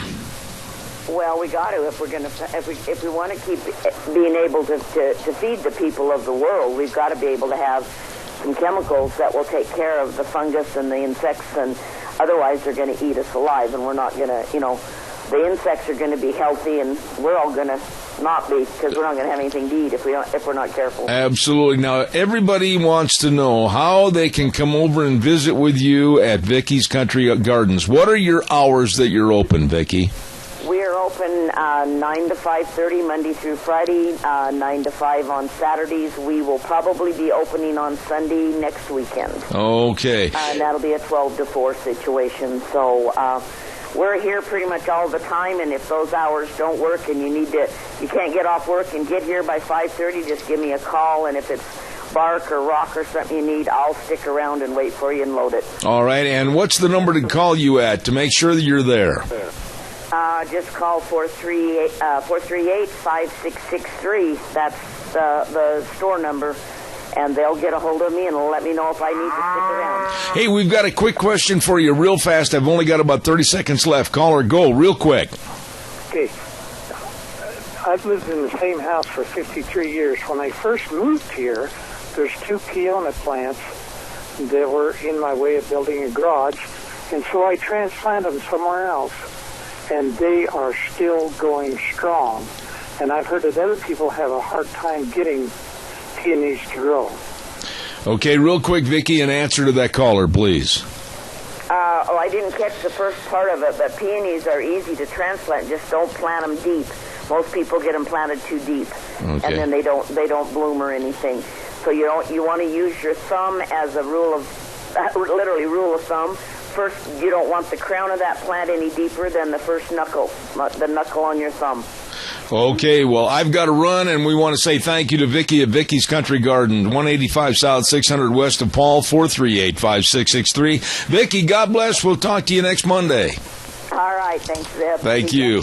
Wonderful lady right there at Vicki's Country Gardens. Thank you very much. Hey, by the way, too, don't forget Mother's Day is coming up on May 8th, and we want to say and salute the Drift Inn at 545 F Street in Rupert. Oh, my goodness, they're going to have special reservations for Mother's Day. Listen to this, special Mother's Day hours, too, 11 to 3, and delicious specials including prime rib and finger steaks and butterfly shrimp and grilled salmon. Oh, chicken cordon bleu. Call today. 436-1300, the Drift Inn in Rupert. Wonderful place. And by the way, you looking for a gift for Mom? Well, I know the great place to go. The Book Plaza at 222 West 11th Street in Burley with Colonel Dale and the whole crew serving you. They've got just the right gift for Mom. Whether it's a book on poetry or whether it's precious moments and other figurines, please stop in. You're going to enjoy it all the time at the Book Plaza, 222 West 11th Street in Burley. Wishing you and yours a happy Mother's Day. Oh, my goodness, in just a moment, we're going to have the Alliance Defending Freedom on, so stand by for that. I also want to acknowledge our dear friends at Let's Ride. Oh, goodness, that is where the fun is sold. Well, you look outside today and you say, well, I don't want to go four-wheeling today. Well, there are brighter, sunnier days ahead. Well, I'll tell you what, they've got Suzuki's right now, the four-wheelers, 0% financing right now. You'd better stop over at Let's Ride, 270 Highway 24 between Rupert and the world. Oh my goodness, yes, it's true. That is where the fun is sold. The best in accessories, the best in service for your vehicles. I'm telling you, absolutely the best. And they've got all the watercraft for this summer too. You're going to enjoy it. Let's Ride, 270 Highway 24. Like I said, between Rupert and the world, where the fun is sold. Stand by, because we're also acknowledging the fact that when you're over in that area, stop in and see our friends with Cameron and Siemens Insurance, Highway 24 in Rupert. All your life insurance, health insurance, retirement planning, and employee benefits, they've got it all for you. All of it, and your security is what they're thinking of, and they're very devoted to making sure that you're covered. Check it out today. Call them for an appointment at 436-4424. 436-4424. Cameron and Siemens Insurance, Highway 24 in Rupert. Really good folks. Now, we had a little bit of a change, I believe, on the program for this morning. And normally we talk to Carrie Kupek. And let's see. Okay, Wheels is just sending me that note. And Carrie's not with us this morning, but we do have Steve Aiden, lead counsel associated with this next case that we're going to be discussing. Steve, good morning, sir. How are you? I'm well, Zeb. How are you? Well, I'm kind of in a busy position this morning. We're right in the heart of the primary election report for Idaho. We're going to have that vote on May 17th, and you can imagine we've got a lot of political spots, etc. But you're going to be talking to me about Planned Parenthood. They're back in the news again, and they're trying to throw their weight around. Give us a little background on this story that's taking place up in Alaska. Sure, Zeb.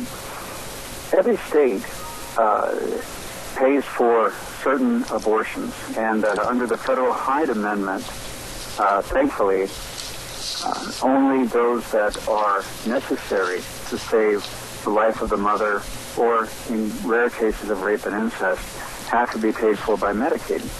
But the state of Alaska faced a lawsuit brought by Planned Parenthood of Alaska recently, where they said that all medically necessary abortions have to be paid for out of state funds. Federal funds are protected by the Federal Hyde Amendment, but state funds are not. And in a number of states, the state Medicaid pool actually pays for abortions. In California and New York, for any abortion you want, elective abortions are paid for by state Medicaid funds. But up to now, in Alaska, thankfully, taxpayers have been protected from abortion by state law. But now Planned Parenthood has brought this lawsuit, and they say, well, all medically necessary abortions should be paid for by state funds. And they got a trial court judge to agree with them. The whole problem is that according to Planned Parenthood, which is the only provider of abortion in the state of Alaska, every abortion is medically necessary. And so what was the trial resulted in a disclosure that, according to Planned Parenthood's very loosey-goosey so-called standards, every woman who comes to a Planned Parenthood abortion clinic who is eligible for Medicaid gets a taxpayer-funded abortion. No matter what her condition, no matter what her reason for wanting an abortion, the doctor, so-called, at Planned Parenthood just rubber stamps it and says, I find your abortion medically necessary. And that is what Planned Parenthood wants to force upon the taxpayers of Alaska. Abortion on demand, paid for by Alaska taxpayers, including the very, very many of them who are pro-life, just because a Planned Parenthood abortionist says so. You know, Steve, and pardon my layman's terminology on this, I haven't had a chance to really peruse this case, but isn't that forcing the state and forcing taxpayers to create a state-funded hemlock society? For babies in the womb, yes, it is, actually. And that's why Alliance Defending Freedom filed this friend of the court brief on behalf of a number of conscientious pro-life doctors in the state of Alaska, because they wanted to tell the court, the Alaska Supreme Court, hold on. As conscientious obstetrician gynecologists, family practitioners, general practitioners, we know the way that medicine is really practiced in the state of Alaska. And outside the four walls of a Planned Parenthood facility, that's not how it works. If a patient on Medicaid desires a procedure, say it's a colonoscopy or dental procedure or anything, the doctor has to certify to the state that it's medically necessary. And if it's not, then it doesn't get paid for. So, for example, we use the example in the brief of if you want dental work because it's necessary, truly necessary dental work, because your bite is messed up or something, that will be paid for by Medicaid. But if you want dental work just because it makes you feel better, to have a nice smile, taxpayers don't pay for that. Taxpayers don't pay for cosmetic procedures. They don't pay for a lot of things that would make a person feel better about themselves. But that's what taxpayers in Alaska are paying for at Planned Parenthood facilities, because if a woman walks into a Planned Parenthood facility and says, you know, I'm not ready to have a baby, if I'm really stressed out, and I would just prefer not to do this right now, the doctor says, oh, I perceive you have a medical problem. We find that your abortion is medically indicated. It's necessary because it will alleviate the emotional trauma that you seem to be having over having this baby, and they rubber stamp the abortion. That's not the practice of medicine. That's simply rubber stamping and forcing taxpayers to pay for every abortion procedure. It's wrong. It's not good medicine, and that's why we filed this friend of the court brief in the Alaska Supreme Court to tell the Supreme Court there is a line that a doctor and a Medicaid administrator can determine between what is truly medically necessary, for example, to save the life of a mother, and what is not. And that's why we filed this brief, to point out that Planned Parenthood, as usual, is pretending that they set their own rules. They're pretending that they practice medicine by their own standards. Yeah. But they don't. And we're hopeful that the Alaska Supreme Court recognizes that and says, no, there is such a thing as a medically necessary procedure, including in the context of abortion, and you don't get to decide what that is. You know, it's really a sick society, in my opinion, Steve, when women and Planned Parenthood kind of merge together and use abortions as a form of birth control. That is a sick society, in my estimation. Your thoughts? It's a society which tragically has lost its love for life. It's a society where women who feel trapped, who feel like they don't have any options, go to a so-called doctor at Planned Parenthood who rubber stamps their choice, who doesn't help them explore better options. That's the beauty and the excellency of the Pregnancy Resource Center movement. These Pregnancy Resource Centers help women.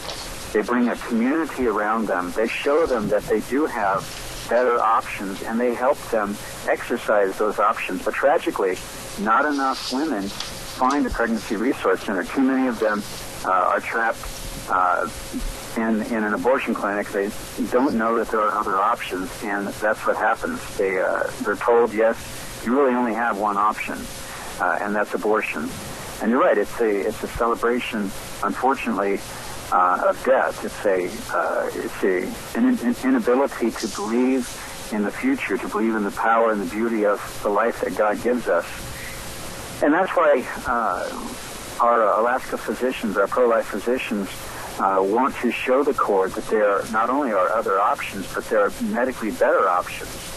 If you help women understand the difference between an abortion that they think is necessary and the fact that they have options that they can explore, then there are better outcomes for women. And so we're hopeful that taxpayer funds in Alaska will be put to much better purposes than to perpetuate Planned Parenthood's culture of death and line their pockets. Well, Steve, what about Planned Parenthood's image today, all across the board, let alone be it Alaska or whether it's New York, whether it's Wisconsin, California, Idaho, it doesn't make any difference. You know, they took some hits, rightfully so, with some of the verbiage and those videos. Quite frankly, what they said and what they've done is a heinous act, and they went through a lot of negativity, and then all of a sudden the liberal left, of which they're good at, the liberal left kind of pulled them up out of the ashes and made a counterattack on decency and morality in this country. What's going on right now against Planned Parenthood? Well, across the country, states have decided that taxpayer funds don't have to go to Planned Parenthood at all, don't have to subsidize their culture of abortion. And so, as of today, 13 states have taken legislative or executive steps to defund Planned Parenthood, to take those Medicaid, Title X, and other program dollars out of their hands. And I think that is having an impact. It's having an effect. The rate of abortion in the United States has dropped like a rock over the last 6 or 7 years. It has dropped by about close to 50% over the last 15 or 20 years. And so that's a thing that we can thank the Lord for, and I think that it will continue because people are waking up not only to the reality of what Planned Parenthood really is, but also, more importantly, and more foundationally, they're waking up to what abortion really is and what it does. For that, we can be thankful, and so we've got to keep the light shining on Planned Parenthood and other abortionists, because when you kill babies in the womb for a living, there's really not much that you won't do, ethically and morally speaking. And so you see that. You see that in the videos of Planned Parenthood representatives haggling over baby body parts, stomach churning, but they don't seem to have a qualm about it. You see it in the fact that all over the United States, Planned Parenthood affiliates have been accused, audited, found to have violated the public trust by taking taxpayer dollars in fraud, waste, and abuse. You see it in the fact that they lie to women. They drive down the standard of medical practice for women all over the country, everywhere they go. They pretend that nurses can do abortions just as well as doctors can. They pretend that these chemical abortion pills, RU-486, are easy to take, and there are a few side effects when actually it's a horrific experience for any woman. So they just lie. And they do it perpetually, but finally the light of truth is beginning to shine on them. Finally, people are beginning to understand what they do, what abortion really does. For that, we can be thankful and keep the light shining. You know, Steve, final thought here this morning, but with your expertise, your travels, and also with the subject matter that you're involved in every day, it's easy for me, a broadcaster on a talk show, to always amplify the negativity. But let's talk, is there a change of course? Is there a change of direction and thought in this country to where maybe, God help us, we're starting to appreciate and reevaluate the value of life, or are we really headed down the wrong path? Zeb, I think there is. As I mentioned, not only has the rate of abortion dropped so much, actually, that today it is the same as it was in 1973, the year of Roe versus Wade. What that means is that there was, after Roe versus Wade made abortion legal in all 50 states, there was a spike in the numbers of abortion up through all the way to the late 1980s. But then beginning in the 1990s, the rate of abortion, the demand for abortion began to drop. Today, your neighbor, your relative, your coworker is no more likely to seek an abortion than she was in 1973. What the Supreme Court made legal, it could not make popular. Abortion is more unpopular, more of a turnoff for people now than it's ever been. Somebody famously said, no woman desires to have an abortion. A woman wants an abortion the way that an animal caught in a trap wants to chew its leg off. And that's true. When we find that when we give them options, we treat them with dignity and worth as made in the image of God, then life is embraced and the creator of that life is glorified. So I think there are a lot of good reasons for hope. You know, I really appreciate your coming on this morning. One of the top counsels with the Alliance Defending Freedom, Steve Aden. Steve, please come back in the future. You're always welcome on this program. Thank you so much. Thanks, Ed. It's always my pleasure. God bless. Alliance Defending Freedom and Steve Aden, and appreciate their comments every Monday here at 9:30 on Zeb at the Ranch. Thank you much. And our thanks go out also to Carrie Kupek. Carrie puts a lot of time and effort into lining up these people. She's the communications officer with the Alliance Defending Freedom, and thanks to her. Right now it's time for the weather, and the weather is brought to you this hour by Ramsey Heating and Electric, offering rebates, I love that word, rebates on qualified Lennox home comfort systems. Whether it's gas furnaces, air conditioners, or heat pumps, you and your family will enjoy the comfort. They have been a Lennox independent dealer for well over 50 years, and they can help you, and they will. Call 678-0459 and learn how Ramsey Heating and Electric and Lennox can save you money. Right now, here's Gina with the weather. Looks like rain showers are on tap for the day as we kick off the work week. Plus, it's going to be a little bit on the windy side. Out of the west, right around 18 miles an hour. 80% chance of rain showers and a high of 46 is what we're expecting for today. Tonight, low of 37. Tomorrow, morning clouds, afternoon sunshine. Winds out of the west, right around 17 miles an hour. Expecting a high of 58. Overnight, low of 38. Partly cloudy, breezy, and 60 for Wednesday. And partly cloudy and 63 for Thursday. As we look ahead towards the weekend, still going to be in the mid-60s. Yesterday's high was 58 and the overnight low was 42. That is your weather for Zeb at the Ranch. She does a great job putting that all together for us, and she's been spot on. Thank you very much, Gina. Brought to you by Ramsey Heating and Electric, offering rebates on qualified Lennox home comfort systems. Call them today at 678-0459. Ramsey Heating and Electric and Lennox, saving you money. Oh, by the way, calls are welcome, 436-2244. 404-1-866-927-4587. This, to me, is completely crazy. You know, at a time when everybody, I think, in politics that has any values, any morality, or any conscience for the great United States of America, they should be more concerned about absolutely soundly defeating Hillary Clinton in the next election. But yet now John Kasich and Ted Cruz are more involved with trying to combine forces. When I heard this morning, it reminds me of a bunch of little kids fighting over a football or a marble bag or whatever on the playground. Come on, grow up. John Kasich and Ted Cruz are now going to join forces to take delegates away from Donald Trump in Indiana's, Oregon's, and New Mexico's primary. It's childishly insane.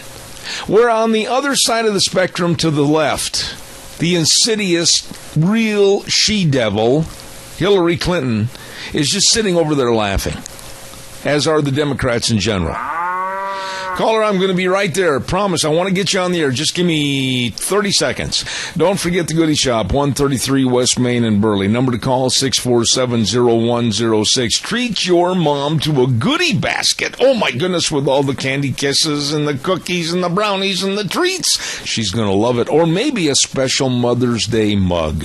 Call them today at the Goodie Shop, 133 West Main in Burley, 647-0106. Wishing you a very happy Mother's Day, along with Magic Valley Irrigation at 44 East, 500 South of Burley. Magic Valley Irrigation and Jeff and the whole crew wish all the moms very happy Mother's Day. And don't forget Magic Valley Irrigation for all the parts and service. Hey, they can help you. They always have. They always will. Magic Valley Irrigation wishing you and yours happy Mother's Day. Caller, thank you for your patience. Go ahead, please. Zeb, people don't realize how close we are to losing our country. And here we've got Kasich and Cruz, no more than an assassination team that wants to get rid of the guy that can pull this country together. I mean, to me, it doesn't make much difference what goes on now because my days are numbered. I'm way past the 80 mark. But to this younger generation and the people that are going to go along with what Cruz and Kasich want to do, it better open their eyes. I don't know what it's going to take, Tony, to make people realize that we are in a bad state of affairs. I'm not saying that Trump is the best candidate. I'm certainly not advocating Cruz. I'm certainly not advocating Kasich.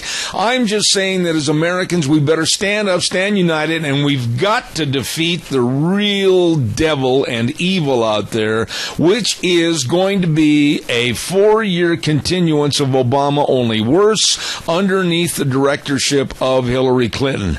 That is going to be America's demise, and I'm telling people they better wake up and smell the coffee before it's too late.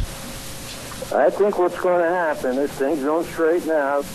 Trump doesn't make it. The millions of people that wanted Trump are going to see to it that Hillary gets in. And if that happens, we're gone. I agree. You know, this movement of trying to cancel out the majority rule, and that's what's happening. Most of the people want Trump. Whether you're against him or not, that's irrelevant. He's got the power. He's in the lead. And for these other people to nitpick and try to take the rungs out of the ladder out from underneath him, oh, I'm going to steal his delegates. Meanwhile, Hillary, this devil Hillary, I have no respect for this woman whatsoever. And it's going to be worse than Obama's administration ever thought of being. Meanwhile, she's sitting back and laughing at this mess. Well, we're looking at the destruction of the Republican Party, and that's the bottom line. I agree. It's frustrating for me too, Tony. I know that you're a generation ahead of me, but God bless you for your thoughts. I really mean that. Thank you. Okay, thank you. Oh, I'm telling you. I think Tony's 100% right. 100% right. Wake up, America. We cannot take a taxation problem that she's going to create that is absolutely going to literally break the bank. We cannot take the demise of our Constitution. We cannot take the demise of our Second Amendment. We cannot take the cutting back on our First Amendment of free speech. Yeah. my program and others. Gone. I'm just so incensed with the lack of respect for the current state of affairs in America, for what our forefathers have died for and given their blood, sweat, and tears. There doesn't seem to be the respect and the remembrance of what they went through to hand us the greatest country ever in the history of the world. And now they just want to pick it apart. They want to pick it here, throw it away here. Oh, we don't need this. Oh, we can't have that. Oh, we got to change this. And pick it apart with absolutely insidious leftist means of taking us as a free people and destroying everything that was worked so hard for. What is the matter with us? Oh, boy. Don't forget, Cliff Katona running for Twin Falls County Sheriff, Republican candidate, and he wants your vote on May 17th. 28 years of distinguished law enforcement for the state of Idaho, and he wants everybody to know that he is running for the sheriff's office in Twin Falls County. Don't forget that. He wants to be your sheriff. He wants to be a visible sheriff in the community addressing people's concerns. He is listening to you, and he promises to be proactive to the community needs with much more visibility. Don't forget, Cliff Katona running for Twin Falls County Sheriff, paid for by the Vote for Katona for Twin Falls County Sheriff Committee, Jim Woolley, chairman. Your calls are welcome, 436-2244, 1-866-927-4587. Let's see what else. On a personal note, I just want to say this at the end of this hour. The lunch bunchers are so important to Deanne and I.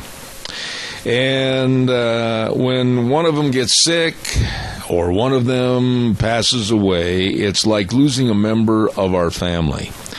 And last week we had lunch bunch on Thursday, and as I looked around the room at each and every person that takes their time and effort to get there to celebrate once a month friendships and visiting with old friends and everything, it just really brought to mind how very appreciative I am of you, the listeners, whether it's at lunch bunch or whether I'm doing a remote broadcast someplace. I just absolutely want you to know how much Deanne and I appreciate you folks. I mean, people coming up and saying, here, I made this for you, or like Paul Peterson, he's drawn all the cartoons of our program on the various things that I say. Excellent, funny cartoons, some very serious. Everything and everybody means so much to me, and I just want you to know how much Deanne and I say thank you. Thank you for all your support over these many, many years, and God bless you.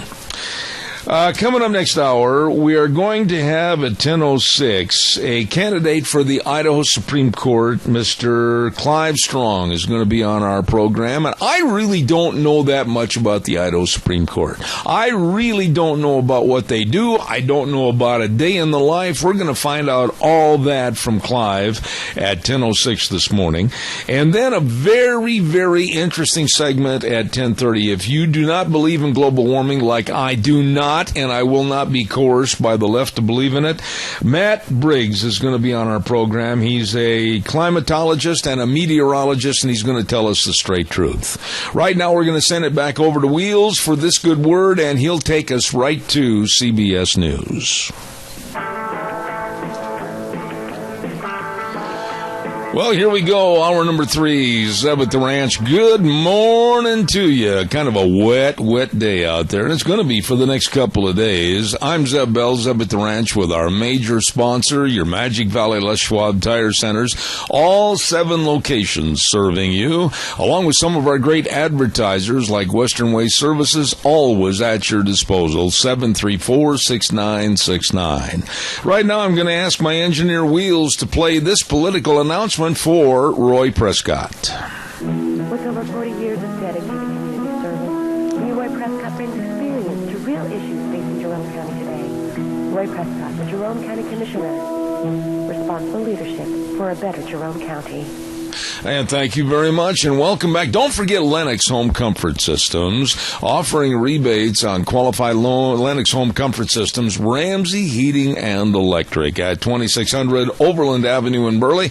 Whether it's gas furnaces, air conditioners, heat pumps, you and your family will enjoy the comfort. Don't forget, give them a call, 678-0459. Ramsey Heating and Electric and Lennox, they can save you money. Thank you very much. Right now, I'm really interested in talking to this next gentleman. He is running for a position on the Idaho Supreme Court as a justice, and I'm very honored to have this gentleman on our program this morning. Good morning, Clive Strong. How are you, sir? Good morning, Zeb. I'm doing fine. Glad to be with you this morning. You know, it is my treat and my pleasure, believe me, because I don't think I've had on this program for a long, long time anyone connected with the either running for or on the Idaho Supreme Court as a justice. Give me a little background, Clive, about yourself and what it took for you to make a decision to run for the Supreme Court. Well, Zeb, my background is that I grew up in the Magic Valley in Wendell, Idaho. Worked through my youth to save my money to go to college. Received an undergraduate degree from the University of Idaho in forestry, and then a law degree from the University of Idaho. And for the past 33 years, I've been serving as a Deputy Attorney General for the state of Idaho. My position as Chief of the Natural Resources Division. And in that capacity, I've worked for the people of Idaho to help resolve some of the most complex issues that the state has confronted. I was a lead attorney in the Snake River Basin adjudication from its inception to its completion in 2014, a 27-year run, and have worked quite extensively with water users and other people in the trenches to resolve some of the pending issues dealing with conjunctive management of surface and groundwater. You know, Clive, that background of working with the people in the trenches, that it occurred to me that my skills in solving problems could be used on the court as well to help solve the everyday problems of Idahoans. And that's the reason I'm running for the court. Well, you know, this is really interesting to me because a lot of people that have studied law and a lot of people that have tried to make the most out of their career, where were you at what point in time that all of a sudden a little light went on and says, I am going to run for the Supreme Court? What motivated you for that position? Well, the first time I thought about it was back in 2007 when there was an opening on the Supreme Court, and I was nearing the completion of the Snake River Basin adjudication. I'd had the opportunity to, as I'd indicated, work with people throughout the state and understand their problems and issues, and had been successful in helping them resolve them, and felt that might be a calling for me to go to the Supreme Court, because we're asking the justices to solve the most complex problems that confront Idaho on a regular basis, and I felt that the skills and experience I'd gained over time in the Natural Resource Division solving these problems would naturally fit and work nicely into the work that's required of the Supreme Court justice.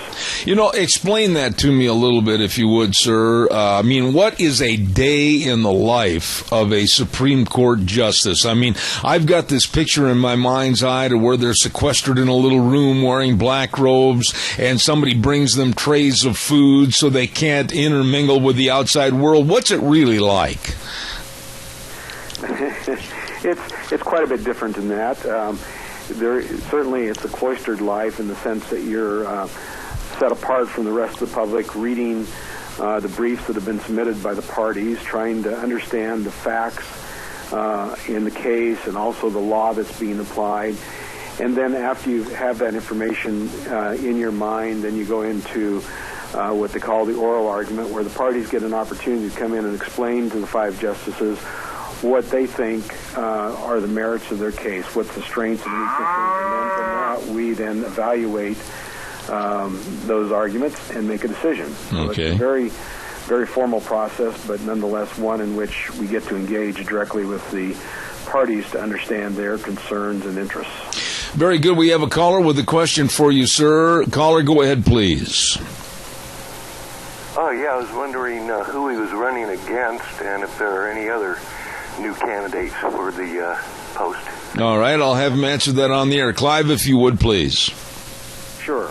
There are 4 candidates that are running for the Supreme Court. There's myself, Robin Brody, who is a trial attorney in Rupert, Idaho, Sergio Gutierrez, who's a Court of Appeals judge on the Idaho State Court of Appeals, and then Senator Kurt McKenzie, an attorney from Canyon County who does criminal defense work. Now, when you talk about qualifications for this position, I mean, really, it's not an open position. Do you have to have the law degrees? Do you have to have the law background? I mean, do you have to have a semblance of degrees hanging on your wall? How do you qualify to be possibly on the Idaho Supreme Court?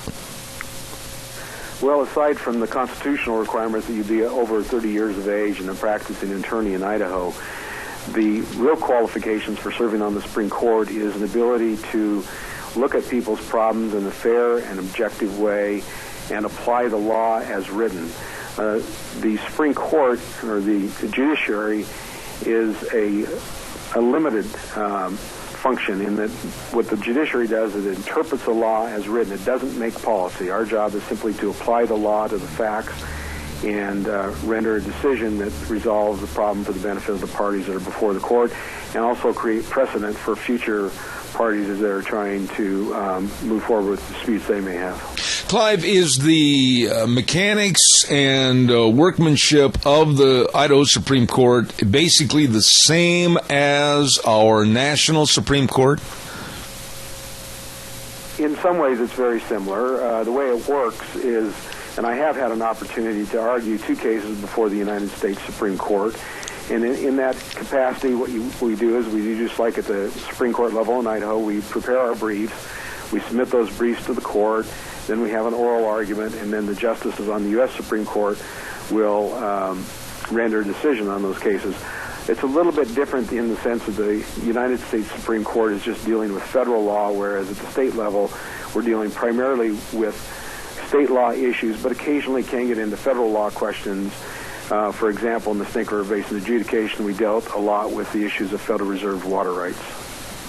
Now, when you talk about water rights and water issues, is our state of Idaho, are we kind of like standing alone at the top of the hill with some of these problems, or are other states here in the West also faced with the same problems with water, etc., that they're also discussing right now? I'd make 2 points. One, the other western states are confronting the same types of issues that we're confronting today. That is, how do you manage surface and groundwater? But Idaho is in a unique position in that we're the only state that has completed a statewide adjudication of all the water rights within a river basin. And by having that core information resolved, in other words, what are the water rights, we're in a better position to manage those resources. When we completed the Snake River Basin adjudication, in fact, we had people from California coming up to look and see how we had accomplished the Snake River Basin adjudication in Idaho. So it was one of those kind of reverse situations where we're actually teaching the rest of the West how to manage the resource. Okay. Now, I guess I would ask you this, too, as far as being a Supreme Court justice. Is this a 5-day-a-week job, 8 to 4? Is it something that you never get away from? How does it function? Well, the court itself is in session or is open for business 5 days a week. But in truth, as a justice, you never get away from the issues. Some of the pressing problems that come before the court are ones that you're going to want to think about and make sure that you've really considered all the various issues that are before the court and the appropriate resolution of it, because once a decision is rendered, it has impact far beyond just that particular case, but it has precedent for the future. And so you want to make sure you get it right. And so I think as a justice, I see it as a 24/7 job where you're always thinking about the issues that are before the court. Now, is the voting for the Idaho Supreme Court the same as the National Supreme Court? Once you're on for life, or how does that work, Clive? No, the Idaho Supreme Court and state courts, in fact, differ significantly from the federal court. As you've seen recently in the paper, the way a person gets onto the U.S. Supreme Court is by a nomination by the president and then confirmation by the Senate. In Idaho, under our Constitution, Supreme Court justices are elected, and they're elected for a 6-year term.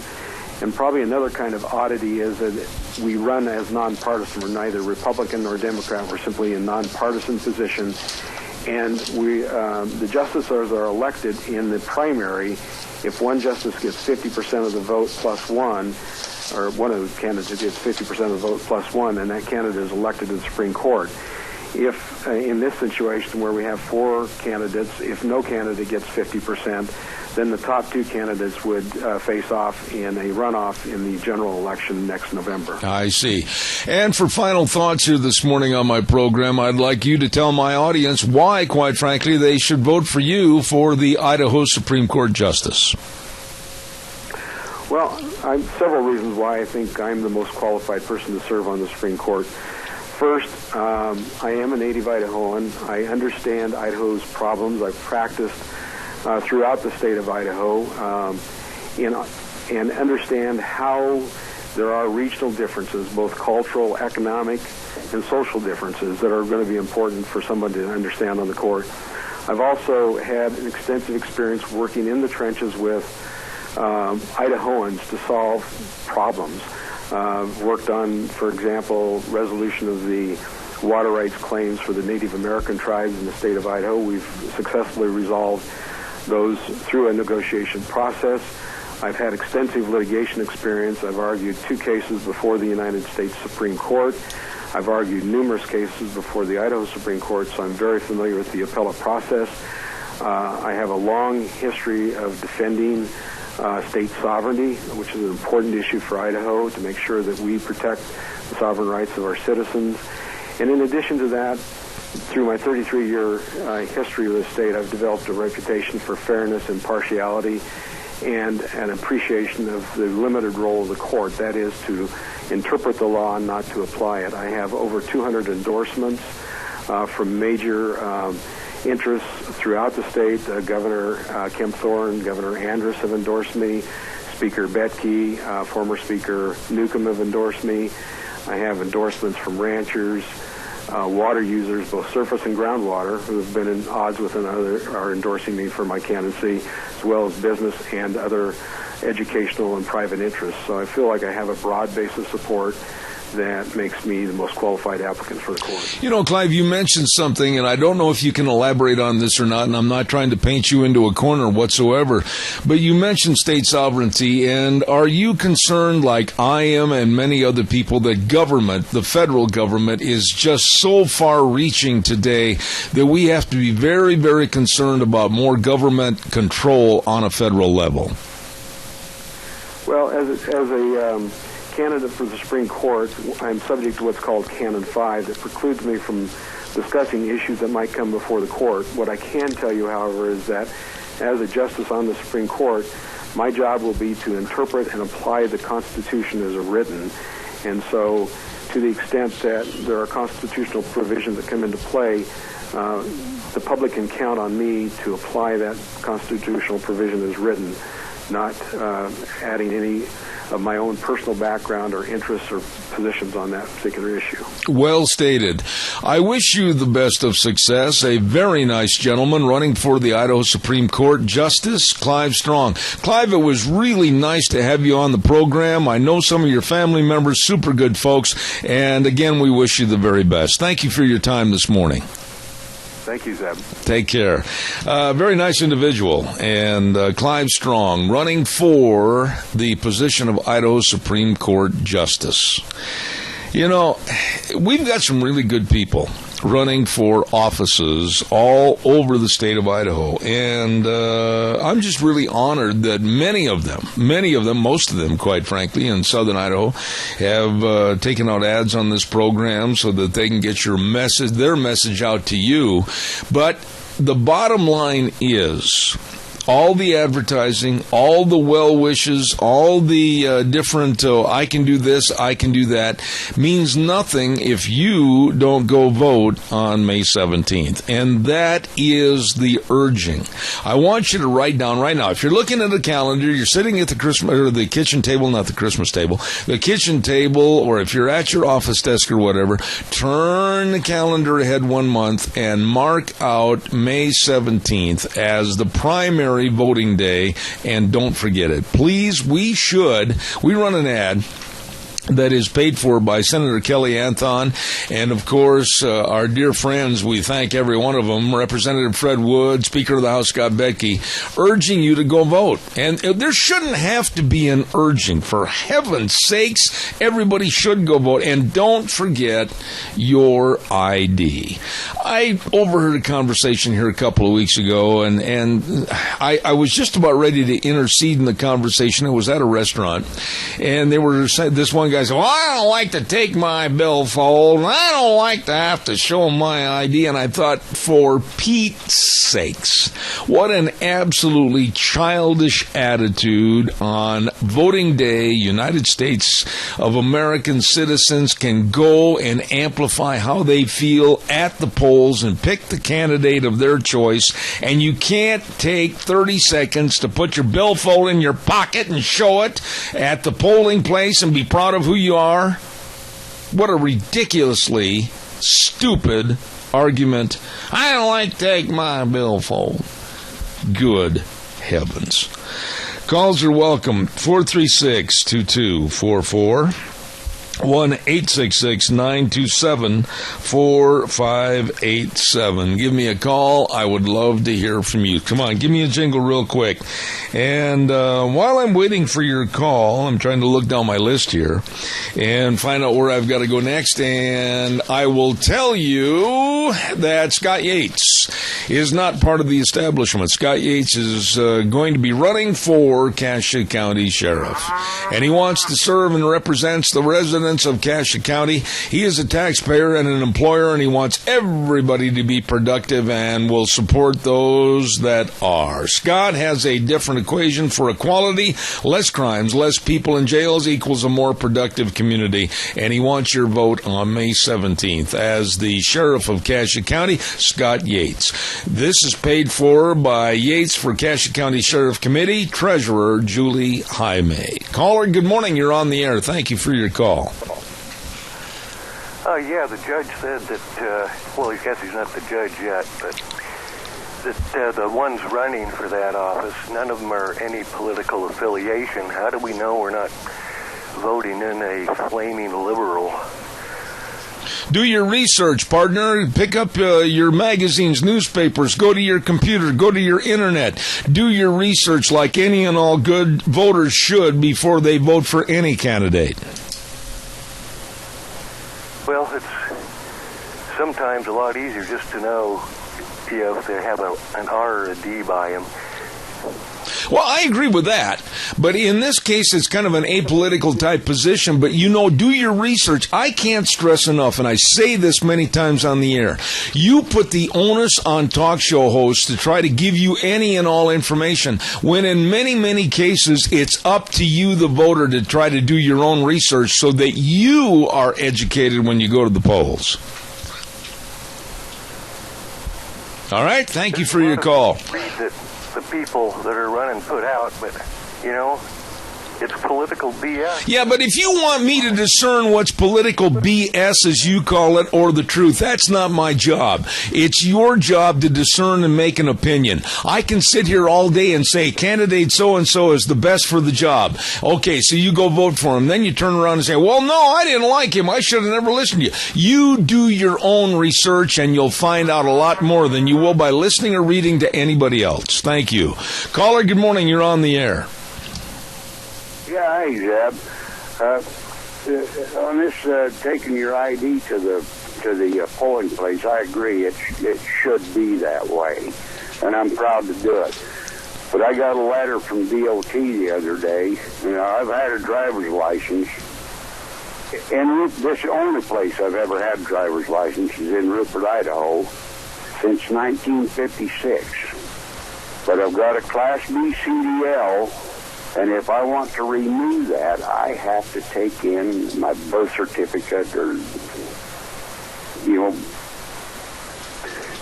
picture ID. It is who I am. Yeah. But they don't believe that. I am never going to be in a position of stating what you should do, shouldn't do, what you've got to have. My suggestion would be to call the courthouse right now after you hang up the phone and explain to them the circumstances and your dilemma and have them give you concrete answers as to what needs to be done well in advance of May 17th, or even better, later in the fall in November. They'll tell you the honest appraisal of what you need to do, but you know something, sir? Take care of it now so it's not a last-minute thing. I get kind of sick and tired of people that call the day before an election and they say, well, I don't have this and I don't have that. Well, you've known for a long, long time that the primaries and the fall November voting is coming up. Be prepared. Well, yeah, I'm not asking you for a correction or even... No, I know that. Making a statement. Yeah, I know that. And I just... this license for this many years and everything, and now I have to prove who I am. Yeah, it's frustrating, I know, but you know something, sir? Being a red, white, and blue American, I know you'll get cross that hurdle, and you'll be standing there proud voting on May 17th. Thank you for your call. Thank you. You betcha, buddy. Thanks. Caller, quickly, I've got a minute left. Thank you. Zeb, one of the things that people don't realize that if they do not have a picture ID, that they can sign an affidavit, but they have to remember when they sign that affidavit that if somebody questions it and they falsely signed it, they could end up in prison. That's right. I'm glad you brought that up, Bert. But really, go back to the originality of what we're talking about. Bring your ID. What is so hard, and why are some of the liberal loons on the left complaining about showing and proving who you are? Why? I think it should be a matter of pride. Well, Zeb, when we passed this legislation in Idaho, it was because there was in some states, they were voting, dead people were voting for 10 years after they died. I'd like to know how they do that. If you have a picture, then you eliminate some of them.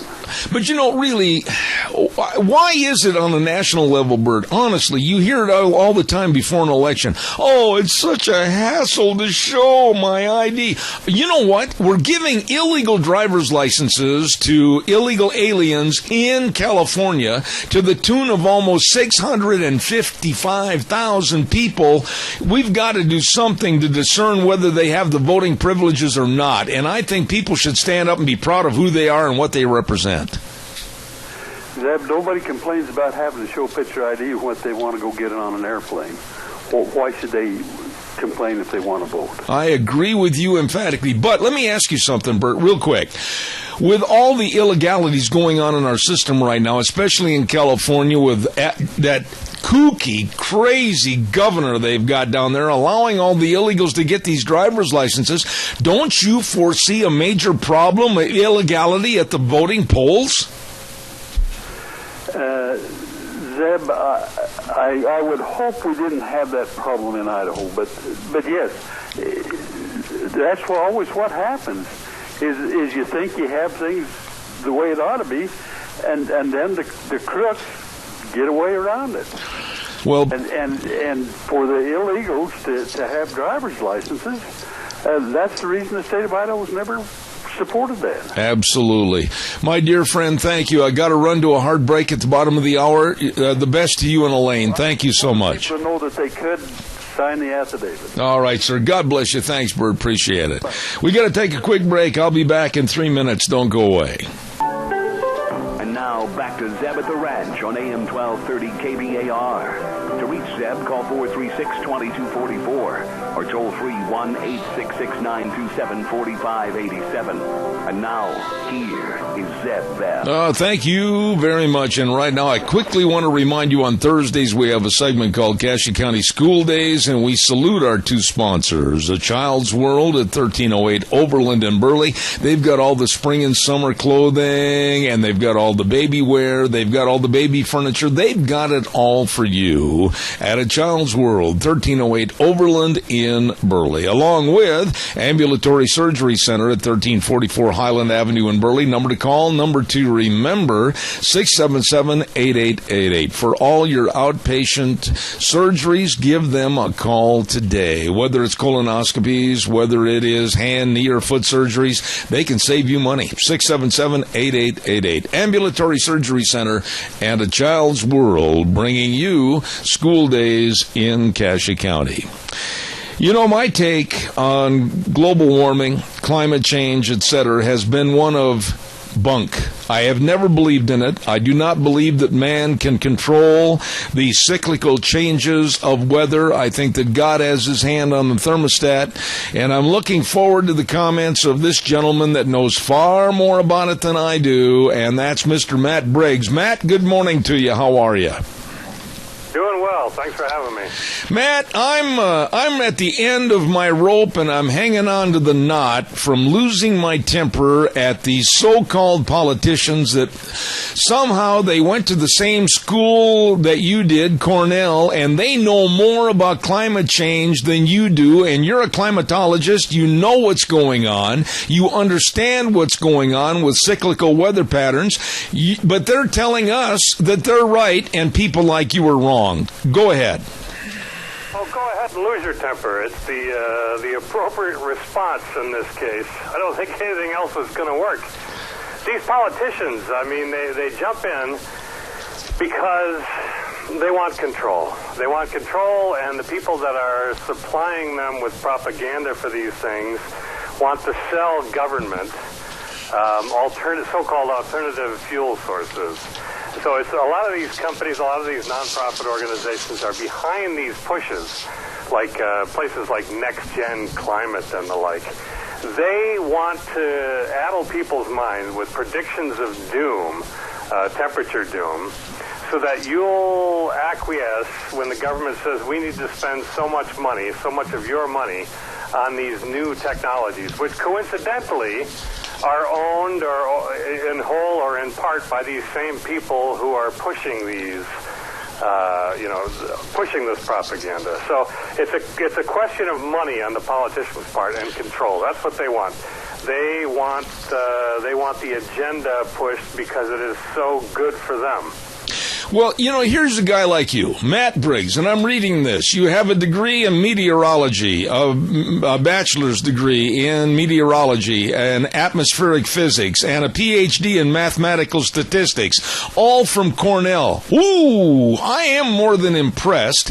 Cornell, an Ivy League school, high reputation. I'm going to listen to you more than I am somebody like Harry Reid condemning me for not following by the nose global warming. My goodness, how dumb is the American public today?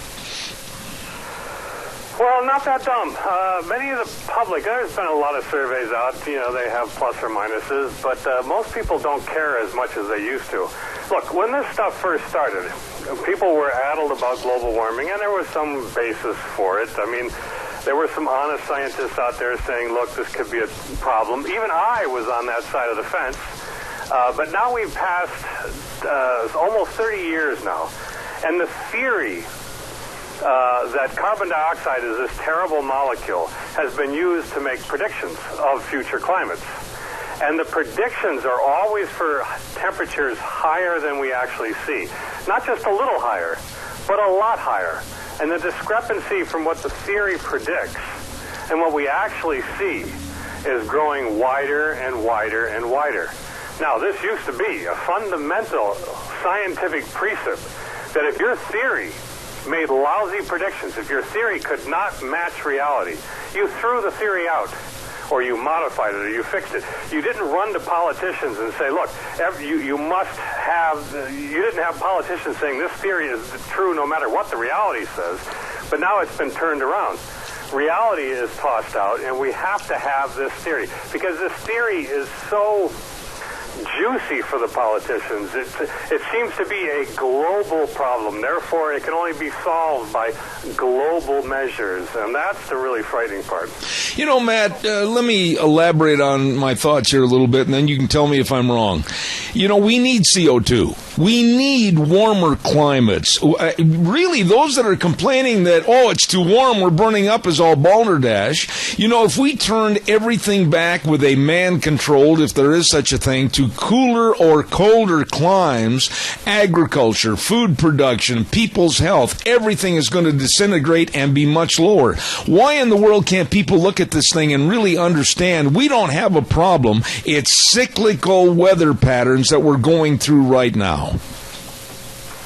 Well, that's the point about the climate being warmer, being better is true. The Earth was much hotter in historic times, both when people were around and when people weren't. Warmer temperatures are better for life, and so is higher carbon dioxide. In fact, we're at a relatively carbon dioxide low.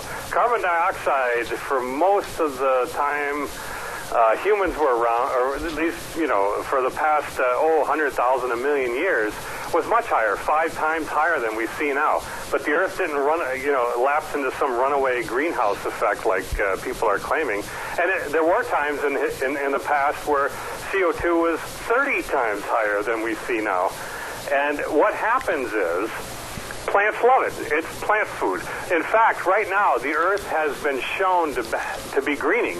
Crop production, cereals, grains, everything is up. Crop production is up. This extra CO2 is good for them. And in fact, so we get the benefits both ways. We get the benefits from, using the fossil fuels. We get the electricity and all the benefits that brings. Plus, we get the extra CO2 into the atmosphere, which is another boon. So we don't see the increasing temperatures. So what's the real problem? I don't know. You know, Matt, I'm sure you do a lot of speaking on this every day. But when the politicians like Nancy Pelosi ridicule others and they try to denounce others, and then we hear that there is a panel of judges possibly studying that if anybody like me, a radio talk show host, comes out against global warming or climate change, it may be illegal. What kind of a Gestapo atmosphere are they creating? Well, that's exactly right. And it's happened. It's not just that sort of soft intimidation where people like Senator Boxer and Senator Whitehouse and others have tried to put the squeeze on universities by demanding universities hand over information on scientists who might dissent. The attorneys general of several states got together recently, and they persuaded the Attorney General of the Virgin Islands to subpoena the Cooperative Enterprise Institute, the privately run organization with their own scientists and policy experts, because of their, quote, misinformation about global warming and global cooling. That was one of the things they subpoenaed them for. It's blatant intimidation. It works. Of course intimidation works. It costs a lot of money to pay these lawyers to handle all this stuff. So, and the other people are scared now to speak up because, you could lose your job, lose your research, lose your position. Well, where are we right now, Matt, on this issue as far as like me as a talk show host or meteorologist on television, weathermen, etc.? Are we at a point on a 1 to 10 scale, 1 being not so bad, 10 being really dangerous and precarious? Are we really at that point where they're going to try to censor our thoughts and our speech? Well, they are doing it. We are at that point. This subpoena is real. I mean, look it up online. I think I even have a link to it at stream.org in an article I recently wrote. It's happening. I don't know what else to say other than they're trying it. It's somewhat working. I mean, that's the difficult thing. How do we tell how much it's working? It's really hard to say. A lot of scientists will just keep their mouth shut now because they don't want to be the target of some government investigation.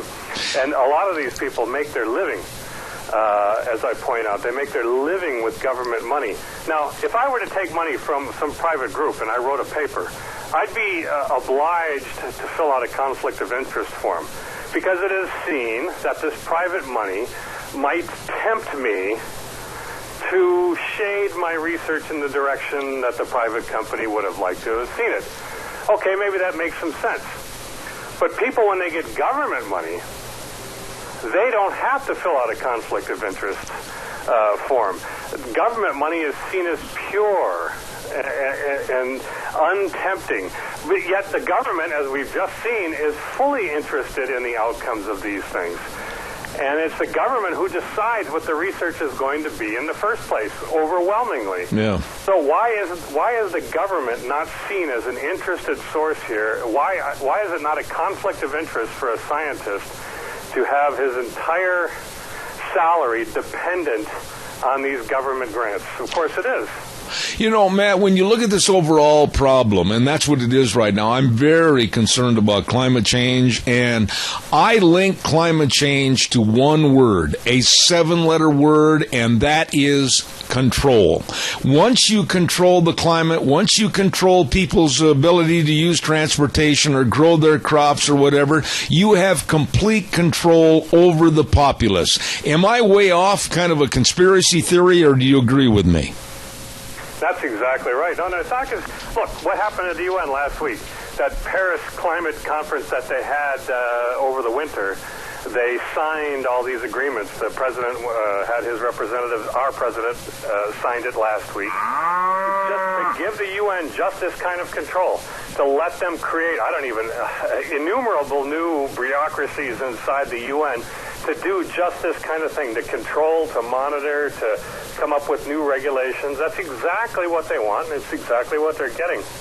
We have a caller with a question for you, Matt. Stand by. Caller, quickly, please. Yes, it's more of a comment. When Jimmy Carter kind of started this environmental thing, I know Nixon kind of created that situation, but Carter had people in his administration that were environmentalists. Reagan came into office and he vaxxed those people out, and then George Bush Sr., they started to creep back in, and since then you had Bill Clinton for 8 years, and then you had George Jr., and then and George Bush Jr. never evac any of them. So they are so infiltrated, they are literally behind the scenes dictating policy to the EPA, the USDA, the Forest Service, and to the Bureau of Land Management. And you say to yourself, they're so infiltrated in our government. How in the hell are we ever going to get these people out of our lives and all hang up? That's a good question. Matt, have we gone past the... Exactly right. The EPA right now has people that go in and out of these green organizations like Greenpeace and Sierra Club and all this kind of thing. They have many, many activists on staff. The science that they do is suspected by everybody. Because the obvious thing, they don't listen to real scientists. They shut people out. They don't care what the truth is. They have their agenda and they're pushing it. What the solution is, I don't know. I mean, we need to have an administration in there that's willing to tamp them back down. And will we get that in November? I have no idea. This might be a vague question and hard to answer this, Matt, but really, what do they want? What do the liberals want? Is there a net result that they want? They want so many degrees taken off. They want us all to live in a cave and burn buffalo dung. What do they want? What's the net result of their wants on climate change? It depends. There's many people involved in this, so it depends on who you're talking about. But the old adage is true. The love of money is the root of all evil. And that's the key to a lot of this. Look at who's benefiting from this. The environmentalist true believers that are in this, they want fewer people. They don't like people, and they'd like to see a lot fewer of them for all kinds of reasons. The fundamental one being environmental, but there's all kinds of nice reasons for them if there are fewer people. The other people all stand to benefit enormously if we make switches from fossil fuels to, say, solar or wind. The bureaucrats all gain power because they get to control things. That means their bureaucracies grow. So that's the real bottom line. There's several different bottom lines, but it all adds up to the same thing. Less freedom for us. How can you take a society that is dependent upon travel, it's dependent upon agriculture, we grow the best and safest crops of anywhere in the world with magnanimous amounts of food to go all over the world to help all the countries. How can you stop that? And you're not going to push a John Deere tractor down the field with a propeller. We're going to end up with a society of death and pestilence. Can't they see that? No, I don't think that they can see it. That's the problem. They don't see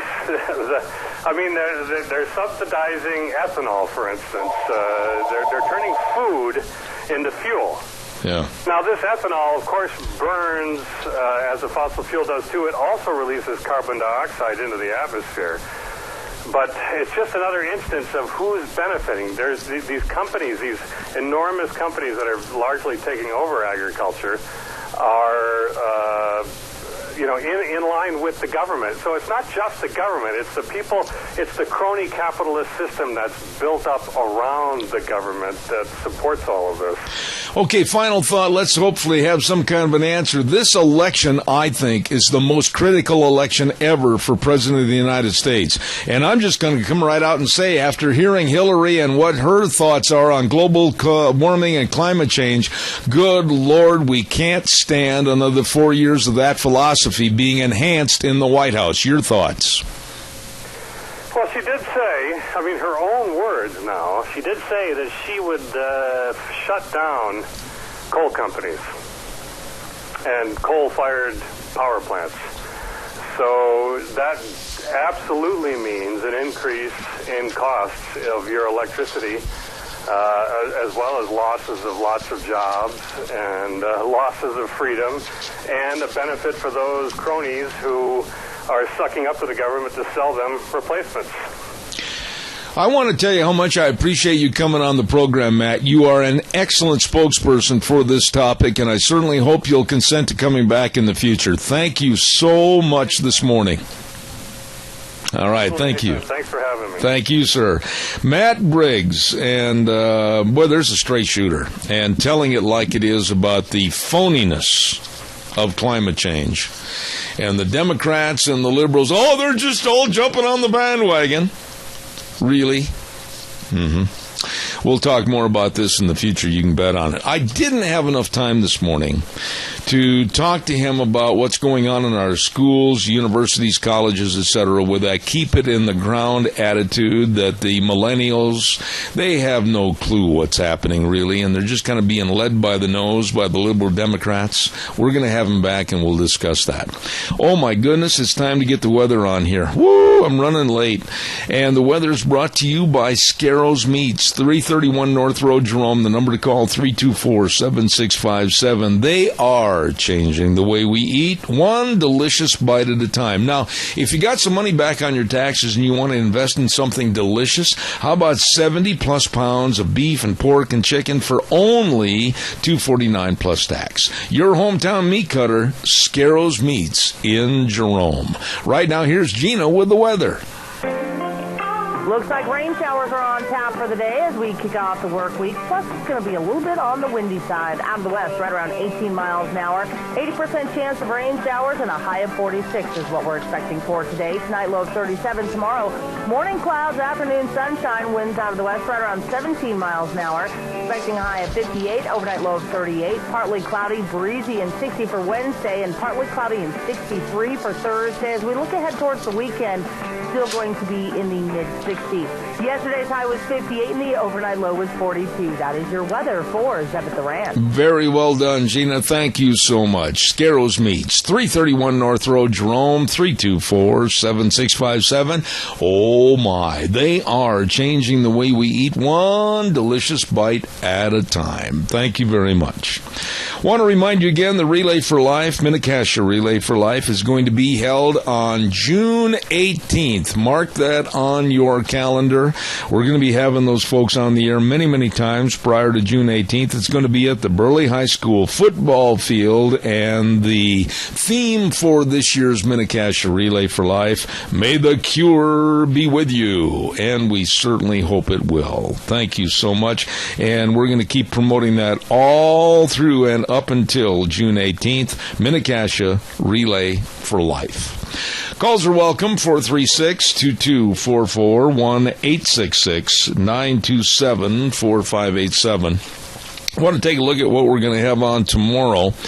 Kind of an interesting change a little bit as to what we're going to talk about tomorrow. We're going to have at 10:30 tomorrow morning, Curtis Ellis, the Executive Director for the American Jobs Alliance and columnist for WorldNet Daily. Curtis has been on our program many, many, many times, and he's also going to be talking about what's going on at the United Nations with their climate change conference and Earth Day, etc. That ought to be good. Of course, Frosty Woldridge is going to be on the program tomorrow, and we're going to have a member of the Rock Creek Fire Department here on the air. That Rock Creek Fire Department does a wonderful, absolutely wonderful job here in this rural area of southern Idaho, and I want to have them on the air and talk about what they do and how they do it. And then at 10:06, we're going to have a fill-in for Dr. History, and that's going to be a very dear friend of ours. He's been on this program many, many times, Gary Stone, and he and his lovely wife, Bev, have written a lot of books about the Oregon Trail and southern Idaho, and so I'm looking forward to that tomorrow. Gary Stone, I think Bev's going to come along too, and they're going to be on the air with us at 10:06 tomorrow morning for Dr. History. So we've got all kinds of good things, and I think Dr. History will be back again next week, so stay tuned for that.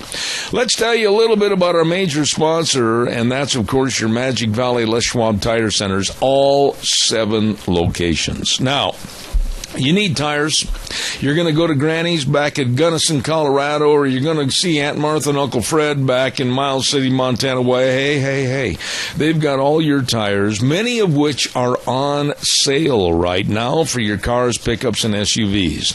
You need to check them all out today. Get in there, and always at your Magic Valley Les Schwab Tire Centers, convenient credit available for cars and all their services. So you check it out today. Like I said, many tires are on sale. They've also got a great selection of custom wheels to kind of dress up that four-wheeled wonder, along with the very best in brake service. Oh, yes, front-end alignment, shocks and struts, and batteries. I urge you to stop in and see them today. All 7 locations serving you: Lane and Rupert, Dave on Blue Lakes and Twin, Mike and Buell, Mike and Jerome, the Twist family in Paul, Daniel on Pole Line in Twin Falls, and Randy on Overland in Burley. The best, your Magic Valley Les Schwab Tire Centers. Thank you, all of you, for your calls and comments this morning. I really appreciate it. And we'll saddle the horse tomorrow morning and ride again at 8:06 right here on K-Bar, 12:30 a.m., and then streaming live on the internet, zebbell.com, all over the world. And remember, the way things were are the way things ought to be. See you tomorrow morning.